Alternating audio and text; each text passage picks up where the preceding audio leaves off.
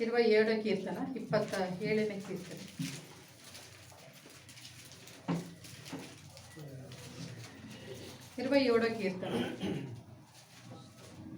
ಯೆಹೋವನು ನನಗೆ ಬೆಳಕು ರಕ್ಷಕನೂ ಆಗಿದ್ದಾನೆ, ನಾನು ಯಾರಿಗೆ ಭಯಪಟ್ಟೆನು? ಯೆಹೋವನು ನನ್ನ ಪ್ರಾಣದ ಆಧಾರವು, ನಾನು ಯಾರಿಗೆ ಹೆದರೇನು?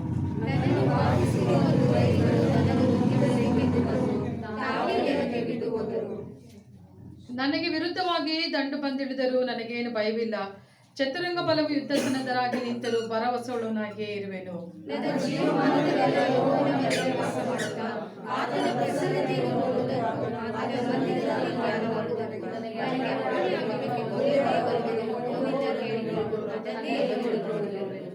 ಅಪಾಯ ಕಾಲದಲ್ಲಿ ಆತ ನನ್ನನ್ನು ಗುಪ್ತ ಸ್ಥಳದಲ್ಲಿ ಅಡಗಿಸುವನು. ತನ್ನ ಗುಡಾರವೆಂಬ ಆಶ್ರಯ ಸ್ಥಾನದಲ್ಲಿ ನನ್ನನ್ನು ಭದ್ರಪಡಿಸುವನು. ಪರ್ವತಾಗ್ರದಲ್ಲಿ ನನ್ನನ್ನು ಸುರಕ್ಷಿತವಾಗಿ ಇರಿಸುವನು.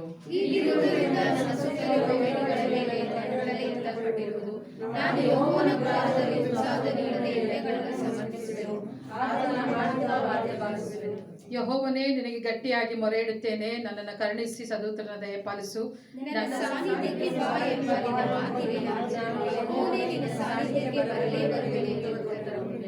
ನನಗೆ ವಿಮುಖನಾಗಿರಬೇಡ, ನಿನ್ನ ಸೇವಕನನ್ನು ಕೋಪದಿಂದ ತಳ್ಳಬೇಡ. ನೀನೇ ನನಗೆ ಸಹಾಯಕನಾಗಿದ್ದೀಯಲ್ಲವೇ?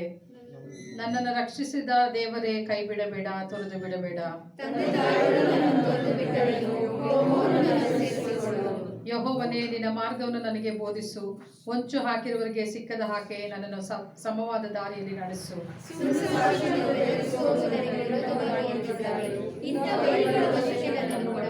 ಜೀವಲೋಕದಲ್ಲಿಯೇ ಯೆಹೋವನ ದಯೆಯನ್ನು ಅನುಭವಿಸನೆಂದು ದೃಢವಾಗಿ ನಂಬಿದ್ದೇನೆ.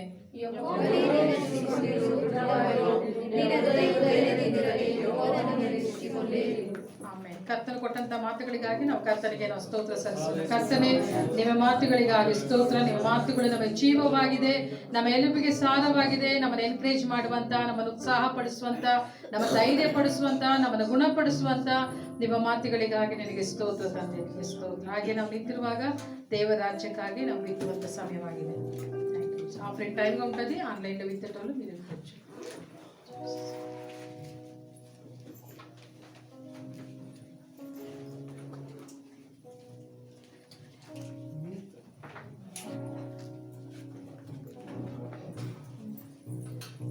అతి పరిశుద్ధుడా, స్తుతి నైవేద్యము నీకే అర్పించి కీర్తింతును.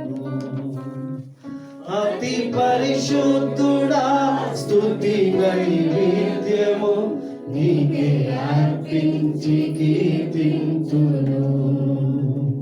నీవు నా పక్షమై నన్ను దీవించగా, నీవు నా తోడువై నన్ను నడిపించగా, జీవింతును నీ కోసమే. ఆశ్రయమైన నా యేసయ్యా, జీవింతును నీ కోసమే. ఆశ్రయమైన నా యేసయ్యా, అతి పరిశుద్ధుడా, స్తుతి నైవేద్యము నీకే అర్పించి కీర్తింతును. అతి పరిశుద్ధుడా, స్తుతి నైవేద్యము నీకే అర్పించి కీర్తింతును. నా పక్షమై నన్ను దీవించగా, నీవు నా తోడువై నన్ను నడిపించగా, జీవించును నీ కోసమే. ఆశ్రయమైన నా యేసయ్యా, జీవించును నీ కోసమే. ఆశ్రయమైన నా యేసయ్యా.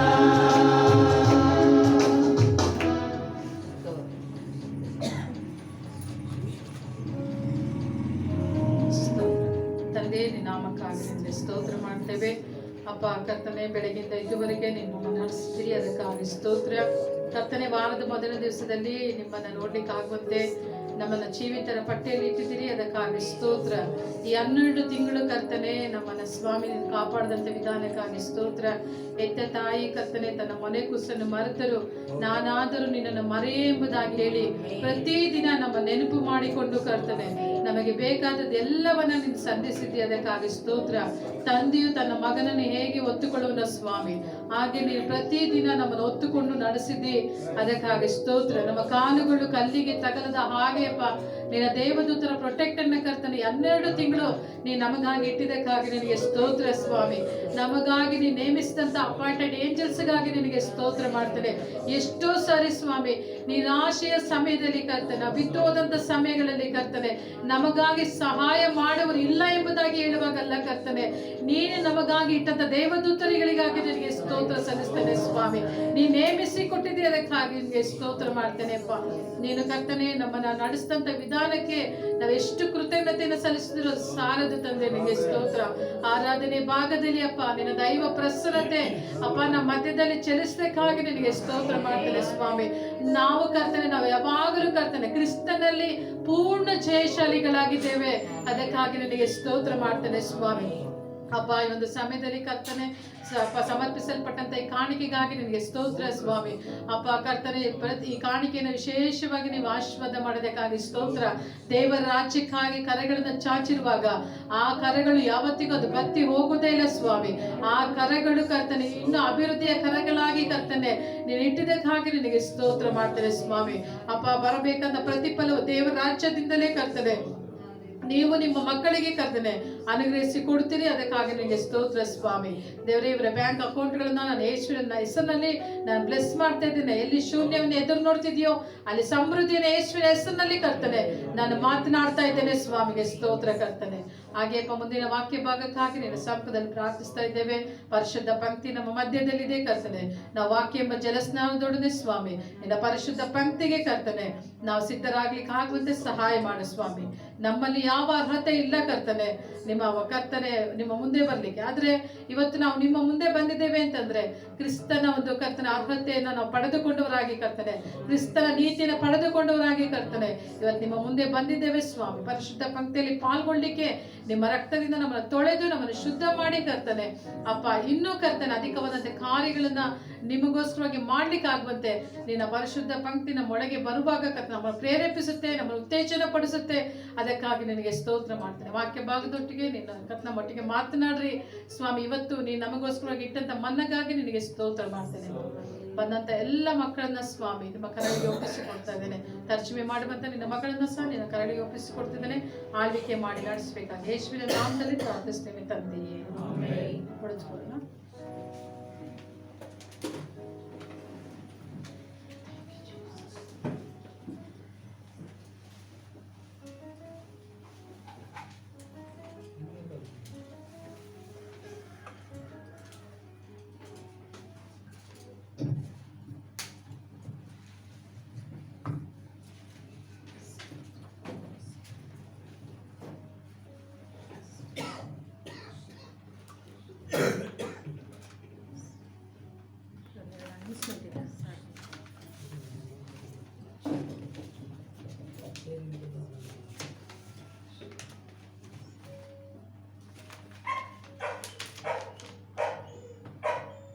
ರೆಹಬೋತ್ ಸೌಂಡ್ ಮತ್ತು ಮ್ಯೂಸಿಕ್ ಉಜ್ಜಿನಿಪುರ ಭದ್ರಾವತಿ ಇವರು ಕ್ರಿಸ್ಮಸ್ ಸಂಭ್ರಮ ಕೂಟದ ವಿಷಯವನ್ನು ಸಭೆಯಲ್ಲಿ ಪ್ರಕಟಿಸಬೇಕೆಂಬುದಾಗಿ ಕೋರಿಕೊಂಡಿದ್ದಾರೆ. ಉಜ್ಜಿನಿಪುರ ಕ್ರಿಸ್ಮಸ್ ಸಂಭ್ರಮ 2025 4ನೇ ಕ್ರಾಸ್ 15ನೇ ತಾರೀಕು 15/12/2025 ಸೋಮವಾರ ಸಂಜೆ 6 ಗಂಟೆಗೆ ಅಂದರೆ ನಾಳೆ ಬಂದು ಕ್ರಿಸ್ಮಸ್ ಪ್ರೋಗ್ರಾಮನ್ನು ಹಮ್ಮಿಕೊಂಡಿದ್ದಾರೆ. ವಿಶೇಷ ಸುವಾರ್ತಿಕರಾಗಿ NS ಪಾಲ್ ಬೆಂಗಳೂರು ಇಲ್ಲಿಂದ ಅವರು ಆಗಮಿಸಲಿದ್ದಾರೆ. ಒಳ್ಳೆಯ ಒಂದು ಸಂದೇಶಕರು, ಒಳ್ಳೆ ಸುವಾರ್ತೆ ಇವರು. ಮತ್ತು NS ಪಾಲ್ ಅವರು ಬಂದು ಒಳ್ಳೆಯ ನಂತರ ಉತ್ತಮವಾದಂಥ ಬೋಧಕರು. ಇವರ ಟೀಚಿಂಗನ್ನು ನಾನು ಕೇಳಿದ್ದೇನೆ. KBIಯಲ್ಲಿ ನಮಗೆ ಟೀಚರ್ ಆಗಿದ್ದರು. ನಾವು ಥಿಯಾಲಜಿ ಕಾಲೇಜ್ನಲ್ಲಿ ಅವರು ಲೆಕ್ಚರರ್ ಆಗಿ ನಮಗೆ ವರ್ಕ್ ಮಾಡಿದರು. ಅವರ ಹಾಗೆ ಒಳ್ಳೆ ಟೀಚರು ಇವತ್ತು ನಮ್ಮ ಪ್ರಾಂತ್ಯದಲ್ಲಿ ಬರುವಂಥದ್ದು ತುಂಬ ಸಂತೋಷಕರವಂಥ ಸಂಗತಿ. ನೀವೆಲ್ಲರೂ ಇದರಲ್ಲಿ ಭಾಗವಹಿಸಿ. ಹಾಗೆ ಪ್ರಿನ್ಸ್ ಮಂಜು ಎಂಬುವಂಥವರು ಮೈಸೂರಿಂದ ಬರಲಿಕ್ಕಿದ್ದಾರೆ. ಅವರು ಸ್ತುತಿ ಆರಾಧನೆಯನ್ನು ನಡೆಸಿಕೊಡ್ಲಿಕ್ಕಿದ್ದಾರೆ. ಸ್ಥಳ ಬಂದು ನಿರ್ಮಲಾಂಟಿ ಮನೆಯ ಮುಂಭಾಗ. ಹಾಗೆ ನಮ್ಮ ಚರ್ಚಲ್ಲಿ ಚೇರ್ಸ್ಗಳದ್ದು ಅಮೌಂಟ್ ಯಾರು ಕೊಟ್ಟಿಲ್ವೋ ದಯಮಾಡಿ ಆ ಚೇರ್ಸ್ದ ಅಮೌಂಟ್ನ ನೀವು ಈ ವಾರದಲ್ಲಿ ತಲುಪಿಸಿದ್ರೆ ನಮಗೆ ಕ್ರಿಸ್ಮಸ್ ಪ್ರೋಗ್ರಾಮ್ಗೆ ನಮಗೆ ಅನೇಕ ನೀಡಿದೆ, ಅದಕ್ಕೆ ಸಹಾಯ ಆಗುತ್ತೆ ಅಂತ ನಾನು ನಂಬ್ತೀನಿ. ಓಕೆನಾ? ಕೊಟ್ಟಿಲ್ಲದೆ ಇದ್ದನ್ನು ನೆನಪು ಮಾಡ್ಕೊಂಡು ಅದನ್ನು ದಾನಮ್ಮ ಅವರಿಗೆ ತಲುಪಿಸ್ಬೇಡಿ. ಇವತ್ತು ಪರಿಶುದ್ಧ ಪಂಕ್ತಿ ಇದೆ. ವಾಕ್ಯದ ಮೂಲಕವಾಗಿ ನಾವು ಸಿದ್ಧವಾಗೋಣ. ಪರಿಶುದ್ಧ ಪಂಕ್ತಿಯ ನಂತರ ಒಂದು ಕೇಕ್ ಕಟ್ಟಿಂಗನ್ನು ಹಮ್ಮಿಕೊಂಡಿದ್ದಾರೆ. ನಮ್ಮ ಮಧ್ಯದಲ್ಲಿ ಸಿಸ್ಟರ್ಸ್ ಬಂದಿದ್ದಾರೆ, ಬ್ರದರ್ ಇದ್ದಾರೆ. ಅವರು ಯಾವ ಊರು? ನೀವು ಬೆಂಗಳೂರಿಂದ ಬಂದಿದ್ದಾರೆ. ನಮ್ಮ ಮಧ್ಯ ಚಿತ್ತಿ ಇದ್ದಾರಲ್ಲ, ಚಿತ್ತಿ ಮತ್ತು ಮಾವ ಅವ್ರದ್ದು ಬಂದು 16ನೇ ತಾರೀಕು ವೆಡ್ಡಿಂಗ್ ಆ್ಯನಿವರ್ಸರಿ ಇರೋದ್ರಿಂದ ಅವ್ರು ಕೇಕ್ ಕಟ್ಟಿಂಗ್ ಮಾಡಿಸ್ಬೇಕು ಅಂತ ಚರ್ಚೆಗೆ ಬಂದಿದ್ದಾರೆ. ಹಾಗಾಗಿ ಅವ್ರನ್ನ ಯೇಸುವಿನ ನಾಮದಲ್ಲಿ ನಾನು ನಿಮ್ಮನ್ನು ಸ್ವಾಗತ ಮಾಡ್ತೇನೆ. ನಮ್ಮ ಆಲಯಕ್ಕೆ ಬಂದಿದ್ದಕ್ಕೆ ದೇವರು ನಿಮ್ಮನ್ನು ಎರಡವಾಗಿ ಆಶೀರ್ವಾದ ಮಾಡಲಿ. ಸಭೆ ಆದ ನಂತರ ನಾವು ಇರೋಂಥದ್ದು ಕೇಕ್ ಕಟ್ಟಿಂಗನ್ನು ಮಾಡಲಿಕ್ಕಿದ್ದೇನೆ. ಓಕೆ, ಕರ್ತನು ನಿಮ್ಮನ್ನು ಆಶೀರ್ವಾದ ಮಾಡಲಿ. ನಾವು ದೇವರ వాక్యಕ್ಕೆ ನಾವು ಹೋಗೋಣ. మనం దేవుని వాక్య భాగానికి వెళ్దాము. ನಾವು ಆರಾಧಿಸುವಂತ ದೇವರು, మనం ఆరాధించే దేవుడు ಆತನು ಬಹಳ ಬಹಳ ಒಳ್ಳೆಯವನಾಗಿದ್ದಾನೆ. చాలా చాలా మంచి దేవుడు అంటున్నారు. ಹಲ್ಲೆಲೂಯಾ. హల్లెలూయా. ಇವತ್ತು ನಮಗೆ ಕರ್ತನು ಕೊಟ್ಟಂತ ಮಾತು ಏನಂತಂದ್ರೆ, రోజు మనకు ప్రభు ఇచ్చిన మాటలు ఏమంటే, ನಾನೇ నేనే ಜೀವ ಕೊಡುವಂತ జీవమునిచ్చే ರೊಟ್ಟಿ ಆಗಿದ್ದೇನೆ. రొట్టె అంటున్నాను. ಹಲ್ಲೆಲೂಯಾ. హల్లెలూయా. ಜೀವ ಕೊಡುವಂತ ರೊಟ್ಟಿ ನಾನೇ. జీవమునిచ్చే రొట్టె నేనే. ಕರ್ತನು ప్రభు ಅನೇಕ ಕಡೆಗಳಲ್ಲಿ చాలా చోట్ల ಆತನು ಹೇಳ್ತಾ ಇದ್ದಾನೆ, ఆయన అంటూ ఉన్నారు, ನಾನೇ ಎಂಬುದಾಗಿ. నేనే అని ನಾನೇ చెప్తున్నాను. ನಿಮಗೆ ಜೀವ ಕೊಡುವಂತ ರೊಟ್ಟಿ నేనే ಆಗಿದ್ದೇನೆ. మీకు జీవమునిచ్చే ఆహారం అంటున్నాను ಪರಿಶುದ್ಧ అంటున్నాను. ಪಂಕ್ತಿ ನಮ್ಮ ಮಧ್ಯದಲ್ಲಿ ఈ ಇರುವುದರಿಂದ రోజు పరిశుద్ధ బల్ల మన ముందు ఉన్నందువల్ల, ಪರಿಶುದ್ಧ ಪಂಕ್ತಿಯಲ್ಲಿ పరిశుద్ధ బల్లలో ನಾವು ತೆಗೆದುಕೊಳ್ಳುವಂತದ್ದು మనం తీసుకునేటువంటి ರೊಟ್ಟಿ ಮತ್ತು రొట్టె మరియు ದ್ರಾಕ್ಷರಸ ద్రాక్షరసమైన ಎರಡು ನಮ್ಮ ಮಧ್ಯದಲ್ಲಿ ಇದೆ. రెండు కూడా మన మధ్యలో ఉన్నాయి. ಹಾಗಾದ್ರೆ ರೊಟ್ಟಿ అయితే రొట్టె ಅದು ಯಾವುದು ಅಂತ ನೋಡುವಾಗ అది ఏది అని మనం ಅದು చూసినప్పుడు ಕ್ರಿಸ್ತನ ಶರೀರವಾಗಿದೆ. అది ಕ್రీస్తు యొక్క శరీరం అయింటున్నది. ಹಲ್ಲೆಲೂಯಾ. హల్లెలూయా. ಯೇಸು ಕ್ರಿಸ್ತನು యేసయ్య ತನ್ನ ಶಿಷ್ಯರೊಟ್ಟಿಗೆ ಮಾತನಾಡುವಾಗ తన శిష్యులతో మాట్లాడుతూ ఉన్నప్పుడు ಆತನು ಹೇಳ್ತಾನೆ, ఆయన అంటూ ఉన్నారు, ನಾನೇ ನಾನು ಜೀವ ಕೊಡುವಂತ ರೊಟ್ಟಿ ಆಗಿದ್ದೇನೆ. నేను జీవమునిచ్చు ఆహారమై ఉన్నాను. ಆ ರೊಟ್ಟಿ ಯಾವುದು ಅಂತಂದ್ರೆ, ఆ రొట్టె ఏది అని ಅದು ನನ್ನ అంటే, ಮಾಂಸವೇ ಎಂಬುದಾಗಿ. అది నా శరీరమే అంటున్నది అని అంటున్నారు. ಆ ಪಾನ ಯಾವುದು ಅಂತಂದ್ರೆ, ఆ పానము ఏది అని అంటే, ಅದು ನನ್ನ ರಕ್ತ ಎಂಬುದಾಗಿ. అది నా రక్తము అని చెప్తూ ఉన్నారు. ಇದನ್ನ ಕೇಳಿದಂತ అయితే దీన్ని విన్నటువంటి ಅನೇಕರು ಏನ್ ಮಾಡಿದ್ರು ಅಂದ್ರೆ, చాలా మంది ఏమన్నారంటే, ಹಿಂಜಾರಿ ಹೋಗ್ಬಿಟ್ರು. వెనుదిరిగిపోయేశారు. ಅಯ್ಯೋ అయ్యో, ಈ ಮನುಷ್ಯ ಏನ್ ఈ ಹೇಳ್ತಿದ್ದಾನೆ, మనుషుడు ఏం చెప్తూ ఉన్నాడు, ಅವನ ದೇಹವನ್ನ, ఆయన యొక్క శరీరాన్ని, ಅವನ ರಕ್ತವನ್ನ ఆయన యొక్క ನಾ రక్తాన్ని ಕುಡಿಲಿಕ್ಕೆ మనము ಸಾಧ್ಯವಾಗುತ್ತಾ త్రాగడానికి వీలవుతుందా ಅಂತ ಹೇಳಿ అని చెప్పేసి ಅನೇಕರು ಹಿಂಜಾರಿ ಹೋಗ್ತಾರೆ. అనేకులు వెనుదిరిగిపోయారు. ಆದ್ರೆ అయితే ಆತನ ರಕ್ತ, ఆయన రక్తము, ಆತನ ದೇಹದ ఆయన దేహం యొక్క ಅದ ಒಳಗೆ ಇರುವಂತ అందులో ఉండబడిన ವಿಶೇಷತೆ, విశేషత, ಆತ್ಮಿಕ ಅರ್ಥ ఆత్మికమైన అర్థం ಅವರಿಗೆ వారికి ಆ ಸಂದರ್ಭಗಳಲ್ಲಿ ఆ సమయంలో ಅವರಿಗೆ ಗೊತ್ತಾಗ್ಲಿಲ್ಲ. వారికి తెలియలేదు. ಅವ್ರು ಏನ್ ಅನ್ಕೊಂಡ್ರು ಅಂದ್ರೆ, వారు ఏమనుకున్నారు అని అంటే, ಸಾಧಾರಣವಾದಂತ సాధారణమైన ಶರೀರವನ್ನ ನಾವು ಭುಜಿಸ್ಲಿಕ್ಕೆ ಸಾಧ್ಯನಾ శరీరాన్ని మనం భుజించడానికి వీలవుతుందా ಅಂತ ಹೇಳಿ అని చెప్పేసి ಎಲ್ಲರೂ ಹಿಂತಿರುಗಿ ಹೋದ್ರು. అందరూ వెనుదిరిగిపోయేసారు. ಆದ್ರೆ అయితే ಪೇತ್ರನು ಮಾತ್ರ పేతురు మట్టుకు ಹಾಗೆ ನಿಂತುಕೊಳ್ತಾ ఆ ಇದ್ದಾನೆ. విధంగా నిలబడుతూ ఉన్నారు. ಯೇಸು ಪೇತ್ರನ ನೋಡಿ ಕೇಳ್ತಾರೆ, యేసయ్య పేతురు చూసి అడుగుతూ ఉన్నారు, ಎಲ್ಲರೂ ನನ್ನನ್ನು ಬಿಟ್ಟು ಹೋಗಿದ್ದಾರೆ. అందరూ నన్ను విడిచి వెళ్ళిపోయారు. ಸಿಮೋನ ಪೇತ್ರನೇ, సీమోను పేతురు, ನೀನು ಸಹ ನನ್ನನ್ನು ಬಿಟ್ಟು ಹೋಗ್ತೀಯಾ నువ్వు కూడా నన్ను విడిచి వెళ్ళిపోతావా ಅಂತ ಕೇಳಿದಾಗ అని అడిగినప్పుడు ಪೇತ್ರ ಹೇಳ್ತಾನೆ, పేతురు అంటాడు, ಸ್ವಾಮಿ, స్వామి, ನಾನು ನಿನ್ನನ್ನು ಬಿಟ್ಟು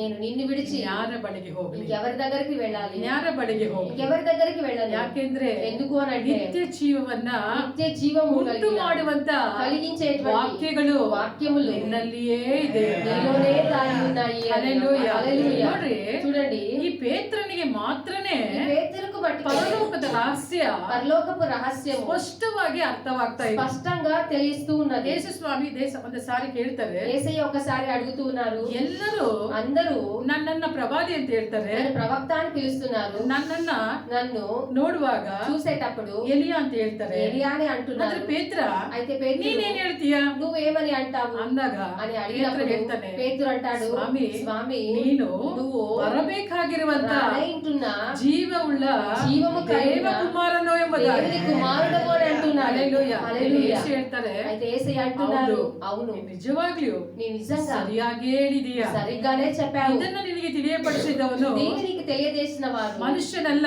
మనుషులు కాదు, ಇದನ್ನ ತಿಳಿಯಪಡಿಸಿದವನು నీకు తెలియజేసిన వారు ಪರಲೋಕದಲ್ಲಿರುವ ಆತನೇ. పరలోకంలో ఉండబడిన వాడు. ಹಲ್ಲೆಲೂಯಾ. ಈ హల్లెలూయా. ರೊಟ್ಟಿ ಮಾಂಸ, ఈ రొట్టె మాంసము, ಈ ಒಂದು ಏನ ಕ್ರಿಸ್ತನ ಶರೀರವಂತೆ ರಕ್ತ, ఈ క్రీస్తు యొక్క శరీరము మరియు ಅದರ రక్తము, ರಹಸ್ಯಗಳು దాని యొక్క రహస్యములు ಎಲ್ಲರಿಗೂ ಅರ್ಥವಾಗೋದಿಲ್ಲ. అందరికీ అర్థం కావాలి. ಎಲ್ಲರಿಗೂ ಅರ್ಥ ಆಗ್ಬೇಕು ಅಂತಾನೆ ಏನಿಲ್ಲ. ఈ అందరికీ అర్థం కావాలని కూడా ఏమీ లేదు. ಆದ್ರೆ అయితే ಈ ಪರಲೋಕದ ರಹಸ್ಯ ಮಾತ್ರ ఈ పరలోకపు రహస్యం ಕೆಲವರಿಗೆ ಮಾತ್ರನೇ కొందరికి మనకి ಕರ್ತನಾದ ದೇವರು ప్రభు ಪ್ರಕಟಪಡಿಸುವ ಆತನಾಗಿದ್ದಾನೆ. ప్రకటించే దేవుడైంటున్నాడు. ಹಲ್ಲೆಲೂಯಾ. హల్లెలూయా. ಪೇತ್ರನಿಗೆ పేతురుకు ದಾಹ ಇತ್ತು. దాహమున్నది. ಯೇಸುವಿನಲ್ಲಿ యేసయ్యలో ಏನೋ ಒಂದು ಇದೆ. ఏమో ఒకటి ఉంది. ಹಲ್ಲೆಲೂಯಾ. హల్లెలూయా. ಏನೋ ಒಂದು ಇದೆ. ఏమో ఒకటి ఉంది. ಅದನ್ನ ನಾನು ಪಡೆದುಕೊಳ್ಳಬೇಕು. దాన్ని నేను పొందుకోవాలి. ಇವತ್ತು ఈ రోజు ನೀವು ಸಹ ದಾಹದಿಂದ ಬಂದಿದ್ದೀರಿ. మీరు కూడా దాహం కలిగి వచ్చి ఉంటే ಯಾವ ದಾಹದಿಂದ ಬಂದಿದ್ದೀರಾ? ఏ దాహం కలిగి వచ్చారు? ವಾಕ್ಯಕ್ಕಾಗಿ ದಾಹದಿಂದ ಬಂದಿರುವಂತರು ಕೆಲವರಿದ್ದೀರಾ? వాక్యం కొరకు దాహం కలిగి వచ్చిన వారు కొంతమంది ఉన్నారు. ಕೆಲವರು కొంతమంది ಇವತ್ತು ಕಮ್ಯುನಿಯನ್ ಇದೆಯಲ್ಲ, ఈ రోజు కమ్యూనియన్ ఉంది కదా, ಅದಕ್ಕಾಗಿ ದಾಹದಿಂದ ಬಂದವರು ಇದ್ದೀರಾ? అందుకొరకు దాహం కలిగి వచ్చిన వారు ఉన్నారు. ಎರಡು ಒಂದೇ, అయితే రెండు ఉన్నాయి. ಎರಡು ಜೀವವನ್ನ ಕೊಡುವಂತದ್ದಾಗಿದೆ. రెండు కూడా జీవం కలిగినవే అంటున్నాయి. ಹಲ್ಲೆಲೂಯಾ. హల్లెలూయా. ಯೇಸು ಹೇಳ್ತಾರೆ, యేసయ్య అంటారు, ನನ್ನನ್ನು ತಿನ್ನುವವನು నన్ను భుజించువాడు ನನ್ನಿಂದಲೇ ಬದುಕು. నా నుండే జీవించును ಅದು అని. ಕಮ್ಯುನಿಯನ್. అది ప్రభు వల్ల. ಆದ್ರೆ ಇನ್ನೊಂದು ಕಡೆ ಹೇಳ್ತಾರೆ, అయితే ఇంకొక చోట చెప్తుంది, ಮನುಷ್ಯನು మనుషుడు ರೊಟ್ಟಿ ತಿಂದ ಮಾತ್ರದಿಂದ రొట్టె ಬದುಕುವುದಿಲ್ಲ, తిన్న మాత్రమున జీవించడు, ದೇವರ ಬಾಯಿಂದ ಬರುವ ಆಮೆನ್. ಪ್ರತಿ ಮಾತಿನಿಂದಲೂ ಬದುಕುವನು. దేవుని నోట నుండి వచ్చి ప్రతి మాట ద్వారా ఆయన జీవించును అని ఇంకొక చోట రాయబడి ఉంటుంది. ಹಲ್ಲೆಲೂಯಾ. హల్లెలూయా. ಯಾಕಂದ್ರೆ ಇವತ್ತು అయితే ఈ రోజు ದೇವರು ನಮ್ಮ ಮಧ್ಯದಲ್ಲಿ దేవుడు మన మధ్యలో ಹೇಳುವಂತ ಕಾರ್ಯ, చెప్పేటువంటి సంగతులు, ಇವತ್ತು ಆತನ ರಕ್ತವನ್ನ ದೇಹವನ್ನು ಹುಡುಕಿ ಬಂದಿದೆಯಲ್ಲ, ఈ రోజు ఆయన రక్తాన్ని దేహాన్ని వెతికి వచ్చి ఉన్నావు కదా. ನಿನ್ನ ಲೈಫ್ ಅಲ್ಲಿ నీ యొక్క జీవితంలో ಪ್ರತಿ ದಿನ ప్రతి రోజు ಜೀವವನ್ನೇ నీవు జీవాన్ని ನೋಡುವಂತವಳಾಗಿ నువ్వు చూసేదానిగా ఉంటావు. ಹಲ್ಲೆಲೂಯಾ. హల్లెలూయా. ಅದನ್ನೇ ಆತನ ಶಿಷ್ಯರೊಟ್ಟಿಗೆ ಮಾತನಾಡ್ತಾ ಇದ್ದಾನೆ. దాన్ని ఆయన శిష్యులతో మాట్లాడుతూ ఉన్నాడు. ಯೋಹಾನ ಬರೆದ ಸುವಾರ್ತೆ 6ನೇ ಅಧ್ಯಾಯಕ್ಕೆ ಬರುವಾಗ యోహాను రాసిన సువార్త 6వ అధ్యాయానికి ಆತನು వచ్చినప్పుడు ತಿಬೇರಿಯ ಸಮುದ್ರದ ಮೇಲೆ ಆತನು ಪ್ರಯಾಣಿಸಿ ಬರ್ತಾ ಇದ್ದಾನೆ. ఆయన తిబేరియా సముద్రం మీద ఆయన ప్రయాణం చేస్తూ వస్తూ ಬಹು ఉన్నాడు. ಜನರ ಗುಂಪು ಅಲ್ಲಿ ಕೂಡಿ ಬರ್ತಾ ಇದೆ. చాలా జన సమూహం అక్కడ చేరి వస్తూ ఉన్నది. ಎಲ್ಲರೂ ಸೂಚಕ ಕಾರ್ಯಗಳನ್ನ ಎದುರು ನೋಡ್ತಾ ಇದ್ರು. అందరూ సూచక్రాలను ఎదురు చూస్తూ ಆದ್ರೆ ఉన్నారు. ಯೇಸು ಬೆಟ್ಟವನ್ನು ಏರಿ ಪ್ರಸಂಗಿಸಲಿಕ್ಕೆ ಆರಂಭಿಸಿದ. అయితే యేసయ్య కొండ ఎక్కి బోధించడానికి 3 ದಿನ ప్రారంభించారు. ಆಯ್ತು. 3 రోజులైంది. ಬೆಳಿಗ್ಗೆ ರಾತ್ರಿ ಕಳೆಯಿತು. రాత్రి ఉదయం గడిచిపోయాయి. ಆದ್ರೆ ಅವರಿಗೆ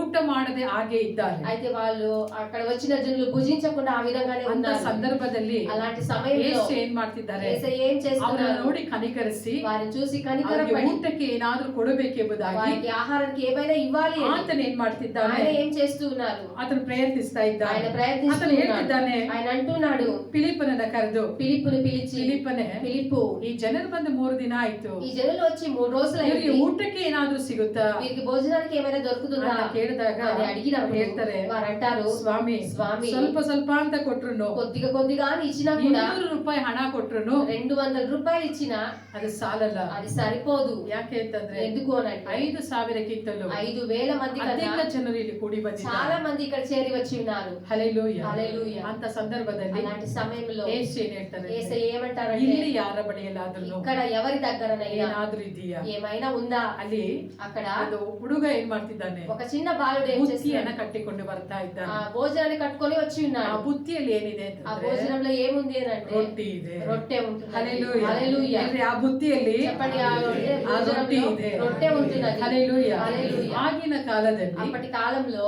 ಆ ರೈಸ್ಗಿಂತಲೂ అన్నానికన్నా ರೊಟ್ಟಿಯೇ ಅಧಿಕವಾಗಿತ್ತು. రొట్టెలే అధికంగా చేసేవారు. ನಾವು ಆ ಹಳೆ ಒಡಂಬಡಿಕೆ ಕಾಲದಲ್ಲಿ ನೋಡುವಾಗ మనం పాత నిబంధన కాలంలో చూసినప్పుడు ರೂತಳ ಪುಸ್ತಕದಲ್ಲಿ ನೋಡ್ತೇವೆ. రూతు గ్రంథంలో మనం చూస్తూ ఉన్నాము. 2ನೇ ಅಧ್ಯಾಯಕ್ಕೆ ಬರುವಾಗ 2వ అధ్యాయానికి వచ్చినప్పుడు 14ನೇ ವಚನದಲ್ಲಿ 14వ వచనంలో ರೂತಳು ಏನ್ ಮಾಡ್ತಾಳೆ? రూతు ఏం చేస్తుంది? ಅವಳು ಎಲ್ಲವನ್ನ ಕಳೆದುಕೊಂಡಂತ ಪರಿಸ್ಥಿತಿಯಲ್ಲಿ ఆమె అన్నిటిని పోగొట్టుకున్న సమయంలో ಬೋವಾಜನ ಹೊಲದಲ್ಲಿ ಬರ್ತಾ ಇದ್ದಾಳೆ. బోవాజ్ యొక్క పొలంలోనికి ఆమె వస్తుంది. ಅಲ್ಲಿ ಬಂದು ಅಕ್ಕಲಾಯುವುದಕ್ಕಾಗಿ ಬರ್ತಾ ಇದ್ದಾಳೆ. అక్కడ పరిగి ఏరుకోవడానికి ఏమి వస్తుంది?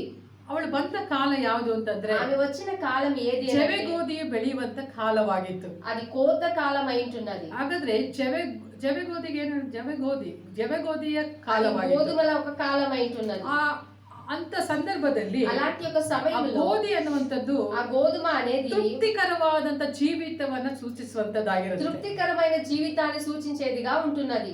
ಎಲ್ಲಿವರೆಗೂ అప్పటి వరకు ಆ ರೂತಳ ಜೀವಿತದಲ್ಲಿ రూతు యొక్క ಒಂದು జీవితంలో ತೃಪ್ತಿಕರವಾದಂತ ಜೀವಿತ ಇರಲಿ. ఒక తృప్తికరమైన జీవితం అనేది లేదు. ಅವಳು ಬೋವಾಸನ ಹೊಲಕ್ಕೆ ಬರ್ತಾಳೆ. ఆమె బోవాజ్ యొక్క పొలంలోనికి ಆ వస్తుంది. ಹೊಲಕ್ಕೆ ಬಂದಾಗ ఆ పొలానికి వచ్చినప్పుడు ಅಲ್ಲಿ ಏನಾಗುತ್ತೆ ಅಂತಂದ್ರೆ అక్కడ ఏమవుతుంది అని అంటే, ಆ ಬೋವಾಸನು ఆ బోవాజ్ ರೊಟ್ಟಿಯನ್ನ ఆ రొట్టెను రొట్టెను ದ್ರಾಕ್ಷರಸದಲ್ಲಿ ಅದ್ದಿ ద్రాక్షరసంలో అద్ది ಅವಳಿಗೆ ಕೊಡ್ತಾ ಇದ್ದ. ఆమెకి ఇస్తూ ఉన్నాడు. ಹಲ್ಲೆಲೂಯಾ. హల్లెలూయా. ರೊಟ್ಟಿಯನ್ನ ತೆಗೆದು ಕೊಡ್ತಾ ಇದ್ದ. రొట్టెను తీసి ఇస్తూ ఉన్నాడు. ಹಾಗಾದ್ರೆ ರೊಟ್ಟಿಯನ್ನು ಕೊಡುವಾಗ అయితే రొట్టెని ఇచ్చేటప్పుడు ಅದೇನ್ ಸೂಚಿಸುತ್ತೆ ಅಂತಂದ್ರೆ అది దేని సూచిస్తుంది అని ನಿನ್ನ అంటే ಲೈಫ್ ಅಲ್ಲಿ నీ యొక్క జీవితంలో ಯಾವುದು ತೃಪ್ತಿಕರವಾಗಿಲ್ಲವೋ ఏది తృప్తికరంగా ಇನ್ನು లేదు ಮುಂದೆ ఇక ముందు ನಾನು ನಿನ್ನ ಜೀವಿತದಲ್ಲಿ నేను నీ జీవితంలో ತೃಪ್ತಿಕರವಾದಂತ ಲೈಫ್ ಅನ್ನು ನೀನು ನೋಡ್ಲಿಕ್ಕೆ తృప్తికరమైన జీవితం నువ్వు చూడనంటున్నావు. ಹಲ್ಲೆಲೂಯಾ. హల్లెలూయా. ಇವತ್ತು ಸಹ ఈ రోజు కూడా ನಮ್ಮ ಮಧ್ಯದಲ್ಲಿ మన మధ్యలో ಕರ್ತನ ಮೇಜು ಇದೆ. ప్రభు బల్ల ಆ ఉంటున్నది. ರೊಟ್ಟಿ ನಿಮ್ಮ ಕರಗಳಲ್ಲಿ ఆ ಬರುವಾಗ రొట్టె మీ చేతిలోనికి ಯಾವ వచ్చినప్పుడు ವಿಷಯದಲ್ಲಿ ఏ ನೀನು ತೃಪ್ತಿ సంగతిలో ಹೊಂದದೇ ಇದೆಯೋ, నువ్వు తృప్తి చెందగా ఉంటున్నావు, ಯಾವ ವಿಷಯದಲ್ಲಿ ఏ సంగతులలో ನನ್ನ ಜೀವಿತದಲ್ಲಿ ತೃಪ್ತಿ ಅನ್ನೋದೇ ನಾನು ಪಡ್ಲಿಲ್ಲ ಅಂತ నా ಅನ್ಕೊಂಡಿದ್ದೀನಿ, జీవితంలో నేను తృప్తినే చెందలేదు నువ్వు ಆದ್ರೆ ಕರ್ತನು అనుకుంటున్నావు. ಹೇಳ್ತಾನೆ, అయితే ప్రభు ನನ್ನ ದೇಹ అంటున్నాడు, ನಿನ್ನ ಬಳಿಗೆ ಬರುವಾಗ నా దేహము నీ యొద్దకు ಯಾವ వచ్చినప్పుడు ವಿಷಯದಲ್ಲಿ ನೀನು ತೃಪ್ತಿ ಹೊಂದದೇ ಇದೆಯೋ ఏ విషయంలో నువ్వు తృప్తి ಆ చెందగా ఉన్నావు, ಕ್ಷೇತ್ರದಲ್ಲಿಯೇ ఆ క్షేత్రంలో ನಾನು ನಿನ್ನನ್ನು ತೃಪ್ತಿಪಡಿಸುವಂತ నేను ದೇವರಾಗಿದ್ದೇನೆ. తృప్తిపరిచే దేవుడనే వింటున్నాను. ಹಲ್ಲೆಲೂಯಾ. హల్లెలూయా. ಆ ಅವಳು ఆమె ರೂತಳು ಬಂದು రూతు వచ్చేసి ಎಲ್ಲ ಕಳೆದುಕೊಂಡಳು, అన్ని పోగొట్టుకొని ಎಲ್ಲ ಕಳೆದುಕೊಂಡಳು. అన్నిటిని ಯಾವಾಗ పోగొట్టుకొని ఎప్పుడైతే ಆ ರೊಟ್ಟಿಯನ್ನ ఆ రొట్టెను ಆಕೆ ತೆಗೆದುಕೊಡುತ್ತಾಳೆ, ఆమె తీసుకుంటుందో ಅದಾದ ನಂತರ అదైన ಆ తర్వాత ಹೊಲಕ್ಕೆ ಅವಳು ಏನಾಗ್ತಾಳೆ ఆ ಅಂತಂದ್ರೆ పొలానికి ఏమవుతుంది, ಸ್ವತಂತ್ರಳಾಗಿ ಅವಳು ಆಗ್ತಾಳೆ ಎಂಬುದಾಗಿ ನೋಡ್ತೇವೆ. ఆమె స్వతంత్రాలుగా యజమానురాలుగా మారుతుంది. ಅಂದ್ರೆ ದೇವರು ಬಂದು అయితే దేవుడు వచ్చేసి ಇವತ್ತು ತನ್ನ ದೇಹವನ್ನು ಯಾಕೆ ಕೊಟ್ಟಿದ್ದಾನೆ ఈ ಅಂತಂದ್ರೆ రోజు ఆయన దేహాన్ని మనకి ఎందుకు ఇచ్చినారు ಆತನ అంటే, ಪರಲೋಕದಲ್ಲಿರುವಂತಹ ಎಲ್ಲ ಆಶೀರ್ವಾದಕ್ಕೆ ఆయన పరలోకపు ప్రతి ನೀವು ఆశీర్వాదానికి ಒಡೆಯನಾಗಿರಬೇಕು, మీరు నాయకులుగా ఉండాలి, ನೀವು ಒಡತಿಯಾಗಿರಬೇಕು ಎಂಬುದು. మీరు నాయకురాలిగా ఉండాలి. ಹಲ್ಲೆಲೂಯಾ. ಹಲ್ಲೆಲೂಯಾ. ನಿಮಗೆ ಪೂರ್ಣವಾದಂತ ಹಕ್ಕು ಇದೆ. మీకు పూర్ణమైన హక్కు ఉంటున్నది. ನೀನು ದಾಸನಾಗಿ ಬಂದು నువ్వు దాసరాలుగా ಯಾವುದೋ వచ్చి ಬಿದ್ದು ಹೋದದನ್ನ ಆಡಿಸಿಕೊಂಡು ಹೋಗ್ಲಿಕ್ಕಲ್ಲ. ఏదో పడిపోయిన దాన్ని ఏరుకోవడానికి అని ಅಂದ್ರೆ కాదు. ಏನೋ ಇವತ್ತು ಬಂದು ಕಮ್ಮಿನೇನು ಕೊಡ್ತಾರೆ ನಾನು ತಗೊಳ್ಬೇಕು ಹೋಗ್ಬೇಕು ಅಂತ ಅಲ್ಲ. ఏదో ఈ రోజు కమ్మిన ప్రభు వల్ల ఇస్తారు, నేను తీసుకోవాలి వెళ్ళిపోవాలి అని ಎರಡನೇ కాదు. ವಾರ ಆದ್ರೆ ಕಮ್ಮಿನೇನ್ ಇದೆ ನಾನು ತಗೊಳ್ಬೇಕು ಅಂತ ಬರುವಾಗ రెండో వారము కమ్మినేను ఉంది నేను తీసుకోవాలి అని రాకూడదు. ಅದೇ ನಾನು ಇಲ್ಲಿ ಬಂದರೆ అయితే నేను ఇక్కడ వస్తే ಪೂರ್ಣ నేను పూర్ణంగా ಯೇಸುವಿಗೆ ನಾನು ಸ್ವಂತವಾಗಬೇಕು. యేసేకు నేను సొంతం అవ్వాలి. ಇವತ್ತಿನ ಕಮ್ಮಿನೇನ್ ತೆಗೆದುಕೊಳ್ಳುವಾಗ ఈ రోజు ప్రభు వల్ల తీసుకునేటప్పుడు ನಾನು ಪರಿಪೂರ್ಣವಾಗಿ ಆತನಿಗೆ ಸ್ವಂತವಾಗಬೇಕು. నేను పరిపూర్ణంగా ఆయన సొంతం కావాలి. ಆ ದಾಹದೊಟ್ಟಿಗೆ ನಾವು ಬರುವಾಗ ఆయన దాహం అనే దాహంతో మీరు వచ్చినప్పుడు ಖಂಡಿತವಾಗಿ ಕರ್ತನ ಏನ್ ಮಾಡ್ತಾನೆ ಅಂದ್ರೆ ఖచ్చితంగా ప్రభు ఏం చేస్తారు ಆತನ అంటే, ಹೊಲಕ್ಕೆ ఆయన యొక్క ನಮ್ಮನ್ನ పొలానికి ಸ್ವತಂತ್ರರನ್ನಾಗಿ ಮಾಡುವ మనల్ని ಆತನಾಗಿದ್ದಾನೆ. స్వతంత్రులుగా చేసే దేవుడు ಹಲ್ಲೆಲೂಯಾ. ಇಲ್ಲಿ హల్లెలూయా. ನಾವು ನೋಡ್ತೇವೆ ఇక్కడ మనం చూస్తూ ಆ ఉన్నాము ರೊಟ್ಟಿಯನ್ನ ఆ రొట్టెను ಆ ಹುಡುಗನ ಹತ್ರದಿಂದ ತೆಗೆದುಕೊಂಡು ಬಂದು ಯೇಸುವಿನ ಕರಗಳಿಗೆ ಕೊಡ್ತಾರೆ. ఆ బాలుని దగ్గర నుంచి తీసుకొని యేసయ్య హస్తంలోనికి ఇస్తారు. ಆ ರೊಟ್ಟಿ ಕೊಟ್ಟಾಗ ఆ రొట్టెని ఇచ్చిన ಆ తర్వాత ರೊಟ್ಟಿಯನ್ನ ಸ್ತೋತ್ರ ಮಾಡಿ ఆ రొట్టెని స్తోత్రం చేసి ಆತನ 5,000 ಜನರಿಗೆ ಹಂಚುತ್ತಾನೆ. ఆయన 5,000 మందికి పంచుతాడు. ಅದಾದ ಮೇಲೆ ಏನಾಗುತ್ತೆ, అదైన తర్వాత 12 ಪುಟ್ಟಿಗಳು ఏನಾಗುತ್ತೆ 12 గంపలు ಅಲ್ಲಿ ఏమవుతాయి, ಮಿಕ್ಕಿಕೊಂಡು ಎಂಬುದಾಗಿ అక్కడ ನೋಡ್ತೇವೆ. మిగిలిపోయాయి అని మనం చూస్తూ ఉన్నాము. ಹಲ್ಲೆಲೂಯಾ. హల్లెలూయా. ಯಾಕಂದ್ರೆ అయితే ಈ ಒಂದು ಅದ್ಭುತ ಕಾರ್ಯಗಳನ್ನ ఈ యొక్క అద్భుత ಈ కార్యం ಜನರು ಏನ್ ಮಾಡಿದ್ರು ಅಂದ್ರೆ జనులు ఏం చేశారు ನೋಡಿದ್ರು. చూశారు. ಇವರು ಏನ್ ಅನ್ಕೊಂಡ್ರು ಅಂದ್ರೆ ఏమనుకున్నారు అంటే, ಯೇಸುವಿನ ಹತ್ರ ಬರುವಾಗ యేసయ్య దగ్గరకు వచ్చినప్పుడు ನಮ್ಮ ಅಗತ್ಯತೆಗಳನ್ನ మన అవసరతలను ಆತನು ಸಂಧಿಸ್ತಾನೆ ఆయన సంధిస్తాడు ಅನ್ನೋದೇನಾಯ್ತು ಅಂದ್ರೆ అనేది ఏమైంది ಇವರಿಗೆ ಗೊತ್ತಾಗ್ಬೇಕು. వీరికి తెలిసిపోయింది. ಯೇಸು యేసయ్య ಬೇರೆ ಪ್ರಾಂತ್ಯಕ್ಕೆ ಹೋದಾಗ వేరే చోటికి ಇವ್ರು వెళ్ళినప్పుడు ಏನ್ ಮಾಡ್ತಿದ್ದಾರೆ, వీరేం చేస్తూ ఉన్నారు, ಯೇಸುವನ್ನು ಹುಡುಕಿಕೊಂಡು ಹೋಗ್ತಾ ಇದ್ದಾರೆ. యేసయ్యను వెతుక్కొని ఆయన వెంటనే వెళ్తూ ఉన్నారు. ನಾವು 23ನೇ ವಚನದಲ್ಲಿ ನೋಡುವಾಗ మనం 23వ వచనంలో మనం ಅವರು చూసినప్పుడు ಯೇಸುವನ್ನ ಹುಡುಕಿಕೊಂಡು ಹೋಗ್ತಾ ಇರುವಾಗ ఆయన యేసయ్యను వెతుక్కొని వెళ్తూ ఉన్నారు. ಅವ್ರು ಎಲ್ಲಿಗೆ ಬಂದಿದ್ದಾರೆ ಜನ ಅಂತಂದ್ರೆ వారు ఎక్కడికి వచ్చినారు జనులు ಯೇಸು ರೊಟ್ಟಿ ಊಟ ಮಾಡಿಸಿದ ಅದೇ ಸ್ಥಳಕ್ಕೆ ಬಂದಿದ್ದಾರೆ. రోటను యేసయ్య రొట్టెను భుజించినటువంటి అదే స్థలంలోనికి వచ్చి ఉన్నారు. ಅದೇ ಸ್ಥಳಕ್ಕೆ ಬಂದಿದ್ದಾರೆ. అదే స్థలానికి వచ్చి ఉన్నారు. ಅಲ್ಲಿ ಬಂದು ಯೇಸುವನ್ನ ಹುಡುಕ್ತಾ ಇದ್ದಾರೆ. అక్కడ వచ్చి యేసయ్యను వెతుకుతూ ఉన్నారు. ಅದಾದ ಮೇಲೆ అదైన తర్వాత ಸಮುದ್ರದ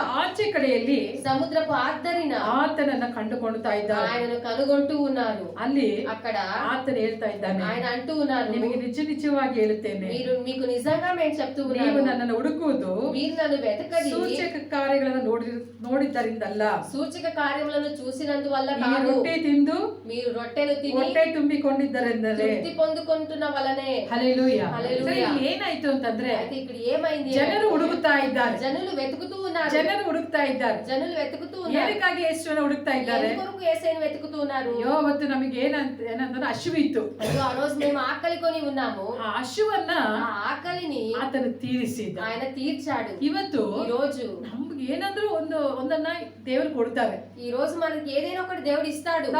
ನಾವು ಆಲಯಕ್ಕೆ ಬರ್ತೇವೆ ಅಲ್ವಾ, మన మందిరానికి వస్తూ ఉంటాం, ಅಲ್ಲ ದೇವರನ್ನ ಹುಡುಕ್ತೇವೆ ಅಲ್ವಾ, లేదా దేవుని వెతుకుతూ ఉంటాం.